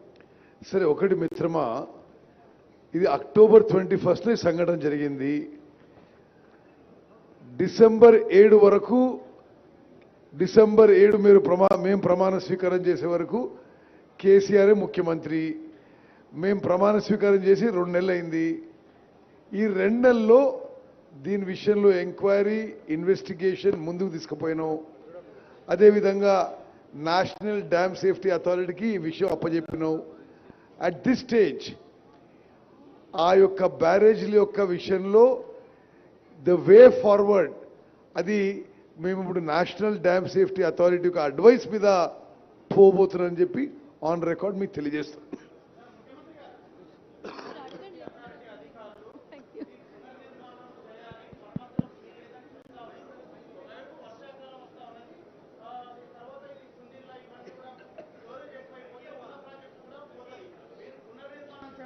మరమ్మతులు చేస్తారా? ఏం చేస్తారు? ఇప్పుడే మంత్రి గారు చెప్పిండ్రు, సాంకేతిక నిపుణులు ఇచ్చే నివేదికల ఆధారంగా ప్రభుత్వం చర్యలు ఉంటాయని. మీరే చెప్తున్నారు ఆ సాంకేతిక నిపుణులు ఇది పనికిరాదు, కొత్తది నిర్మించాలని చెప్పినని మీరే అంటున్నారు. ఇప్పుడు అది ఆపి దాంట్లో నీళ్లు నింపితే అది కొట్టుకపోతే జరిగే పరిణామాలను కూడా దృష్టిలో పెట్టుకోవాలి. అందుకే ఇంకా ఫర్దర్గా దీన్ని విశ్లేషించుకొని సాంకేతిక నిపుణుల సూచనల మేరకే ప్రభుత్వం ముందుకెళ్తుంది. హడావిడిగా ముందుకెళ్తే ఇప్పుడు కేసీఆర్ చేసినట్టే అవుద్ది. సో కేసీఆర్ చేసిన తప్పిదాలు ఈ ప్రభుత్వం కొనసాగించదలుచుకోలేదు. పూర్తి స్థాయిలో సాంకేతిక నిపుణులకు సూచన మేరకే ముందుకెళ్తాం. మేమెవరు ఇంజనీర్స్ కాదు, టెక్నికల్ ఎక్స్పర్ట్స్ మీ కాదు మేము. కాబట్టి సాంకేతిక నిపుణుల నివేదిక ప్రకారమే మా ప్రభుత్వం ముందుకెళ్తుంది. रेवंत जी, एक सवाल ये कि जिस तरीके से आपके विपक्षी पार्टी, आप बीजेपी ये कह रही है कि सीबीआई की जांच हो, क्यों मीडिया को लेकर जाया जा रहा है, बीआरएस कहती है, जैसे आपने भी कहा कि 3 या 4 ही तो पिलर टूटे हैं, क्या कहना चाहेंगे जब वो कहते हैं कि इसको राजनीतिक तौर पर कीचड़ उछालने की कोशिश की जा रही है? और दूसरा सवाल, ये जो पैसा जनता का पैसा है, आपकी तरफ से भी कहा गया है, पैसा वसूली कैसे होगी, क्या सरकार की रणनीति है इस पर? मैं सीधा एक सवाल आपसे पूछना चाहता हूं, आपके माध्यम से मैं केसीआर साहब को एक सवाल पूछना चाहता हूं। केसीआर साहब के लिए 2 टांगे हैं, एक टांगे टूटे हुए तो क्या फर्क पड़ता है? अभी इसमें भी पिलर 2-4 टूटा हुआ है, क्या हो रहा है बोल के केसीआर जो बात बोल रहे हैं ना, उनके लिए भी 2 टांगे हैं। एक टांगे अगर टूट गए तो भी कुछ नहीं होने वाले हैं। क्यों दवाखाने को गया उन्होंने, क्यों डॉक्टर का नहीं गए? ये कोई बात है क्या? कोई ईमानदार आदमी बोलने का भाषा है क्या ये? तो इसीलिए मैं साफ कहना चाहता हूं, हमारे तरफ से जो कार्रवाई करना है हम वो हिसाब से हम कार्रवाई करेंगे। आगे हमारे सरकार जो इसमें जिसने कल्प्रिट से सबको पनिशमेंट दिलवा देंगे, वो ये एक तरीका से हम लोग ये प्रोसेस इनिशिएट किए। हम कोई पर्सनल जज्बाती से हम कुछ कार्रवाई करना नहीं चाह रहा है, एक हिसाब से एक तरीका से हम कार्रवाई करेंगे। इसमें केसीआर है, एल&टी कंपनी है और कौन कौन है, सबके लिए हम एक सिस्टम से पनिशमेंट दिलवाएंगे। CM garu For national media, I just want to highlight one issue. Medigadda barrage, Sundilla and Annaram barrages are the heart of the Kaleshwaram project. How shameful of a former chief minister to say that these barrages which form the core, the heart of the whole Kaleshwaram project costing 94,000 crores, there now one has collapsed. The other 2 NDSA said may collapse. So we can't do any water storage. So we are not doing any water storage and the entire project is non-operational. Now the people of Telangana on a total expenditure of 94,000 crores are paying 10,000 crores per year as interest and principal and loan repayment, and there is not a drop of water being used. Is how irresponsible and shameful for a former chief to say 3 pillars are gone, what is the big deal? You can't use the whole project. And how much of loss for the people of Telangana? No water, and you're paying 10,000 crores a year on this debt repayment. CM గారు కేంద్ర ప్రభుత్వము CBI ఎంక్వైరీకి లేఖ రాసింది. రాష్ట్ర ప్రభుత్వము గతంలో ఉన్న సీఎం గారు ఏమీ చెప్పలేరు. ఇప్పుడు రేవంత్ రెడ్డి గారు అంటే ఇప్పుడు ప్రభుత్వం కూడా ఏం డిమాండ్ చేయట్లేదు అనేది ఇంతకుముందు కిషన్ రెడ్డి గారు అన్నారు. దీనిపైన మీ స్పందన? ఇక ఆయన అతి తెలివితేటలకు నిదర్శనం. మేము ఆల్రెడీ జ్యుడిషియల్ ఎంక్వైరీకి ఇనిషియేట్ చేసినాం, క్యాబినెట్లో రెజల్యూషన్ పాస్ చేసినాం, అసెంబ్లీలో రెజల్యూషన్ పాస్ చేసినాం, సిట్టింగ్ జడ్జి కోసం అడిగినాము. సిబిఐ కంటే కూడా ఉన్నతమైన న్యాయ విచారణకు ఆదేశించినాము. ఎంతసేపు నా సిబిఐకి ఇస్తే ఆ కళ్ళెం మా చేతులకు వస్తుంది, కళ్ళెం మా చేతులు ఉంటే కేసీఆర్ దగ్గర కొంత గిల్లుకోవచ్చు అనే ధ్యాస తప్ప జ్యుడిషియల్ ఎంక్వైరీ ఇచ్చి ఆర్డర్ చేసినందుకు వారికి ఉన్న కేంద్ర ప్రభుత్వం నుంచి కూడా ఒక లేఖ రాసి సిట్టింగ్ జడ్జిని కేటాయించడానికి సహకరించకుండా జ్యుడిషియల్ ఎంక్వైరీనే తప్పుపడుతున్నాడు కిషన్ రెడ్డి గారు, లేకపోతే బీజేపీ వాళ్ళు. అంటే వాళ్ళకి జ్యుడిషియల్ ఎంక్వైరీ మీద, న్యాయమూర్తుల మీద నమ్మకం లేదా? మేమేమో మా స్టేట్ గవర్నమెంట్లో ఉండే విచారణ సంస్థలతో విచారణ చేయిస్తామని మేము చెప్పలేదు. మేము న్యాయస్థానం ద్వారానే విచారణ చేయిస్తామని చెప్పినాము. బీజేపీ వాళ్లకు న్యాయస్థానం మీద నమ్మకం లేదు, సిబిఐ విచారణ అడుగుతుండ్రా. Point number 1.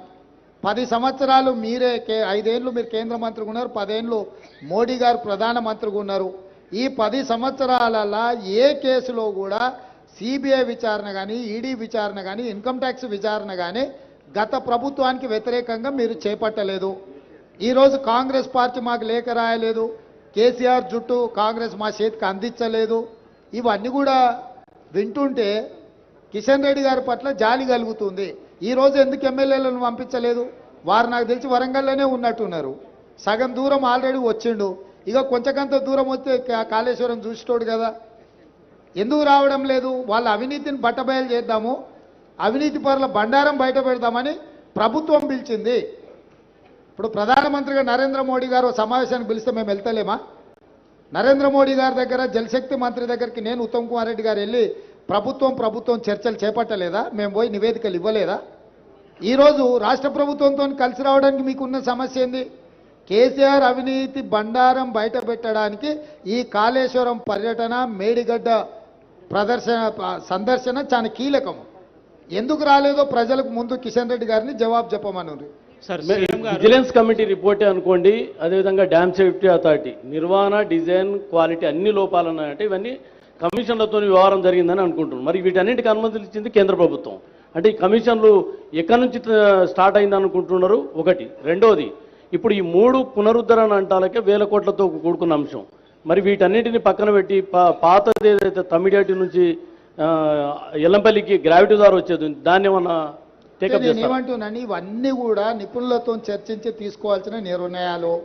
నేను కానీ, ఉత్తమ్ కుమార్ రెడ్డి గారు కానీ, శ్రీధర్ బాబు గారు 80,000 పుస్తకాలు మేము చదవలేదు. మాకంత గొప్ప విజ్ఞానం కూడా ఉందని మాకు మేము భావించడం లేదు. మేము పొలిటికల్ ఎగ్జిక్యూటివ్స్ మాత్రమే. టెక్నికల్ ఎక్స్పర్ట్స్తో కూర్చొని వీటిని తొలగించి కొత్తది నిర్మాణం చేస్తే ప్రయోజనమా, లేకపోతే తుమ్మిడియేటి దగ్గర ప్రాజెక్టు నిర్మించి గ్రావిటీతో నీళ్ళు ఇస్తే ప్రయోజనమా? సాంకేతిక నిపుణులతో చర్చించినాక మా ప్రభుత్వం ఒక నిర్దిష్టమైన నిర్ణయంతో ముందుకు వస్తుంది. ముందు మీకే వివరిస్తాం. మీ ప్రభుత్వ హయాంలో కొత్త ప్రాజెక్టులు కట్టే ఉద్దేశం ఏమైనా ఉందా సార్? ఏ కొత్త ప్రాజెక్టులే? ఇటు గోదావరి మీద, గోదావరి నది కావచ్చు, కృష్ణా నది మీద కావచ్చు, మీ ప్రభుత్వ హయాంలో కొత్త ప్రాజెక్టులు కట్టేటువంటి ఆలోచన ఏమైనా ఉందా? ఈ సమాధానమే మీకు సాంకేతిక నిపుణులు సలహాలు ఇస్తే డెఫినెట్ గా దాని పరిగణలోకి తీసుకుంటాం. Sir, I just want to ask, the Vigilance and Enforcement has given a scathing report. They said that there has been payments given, without even checking the completion and giving completion certificates. Now there is errors on the official side. What action are you taking on the officials? Already we have terminated that CE, and further we are going to recover that payments. If necessary, we are going to use R&R Act, Revenue Recovery Act. CM గారు, thank you. CM గారు right sir. గౌరవనీయులకి ముఖ్యమంత్రి గారు రేవంత్ రెడ్డి గారికి, సహచర మంత్రివర్గ పెద్దలు ఉత్తమ్ కుమార్ రెడ్డితో పాటు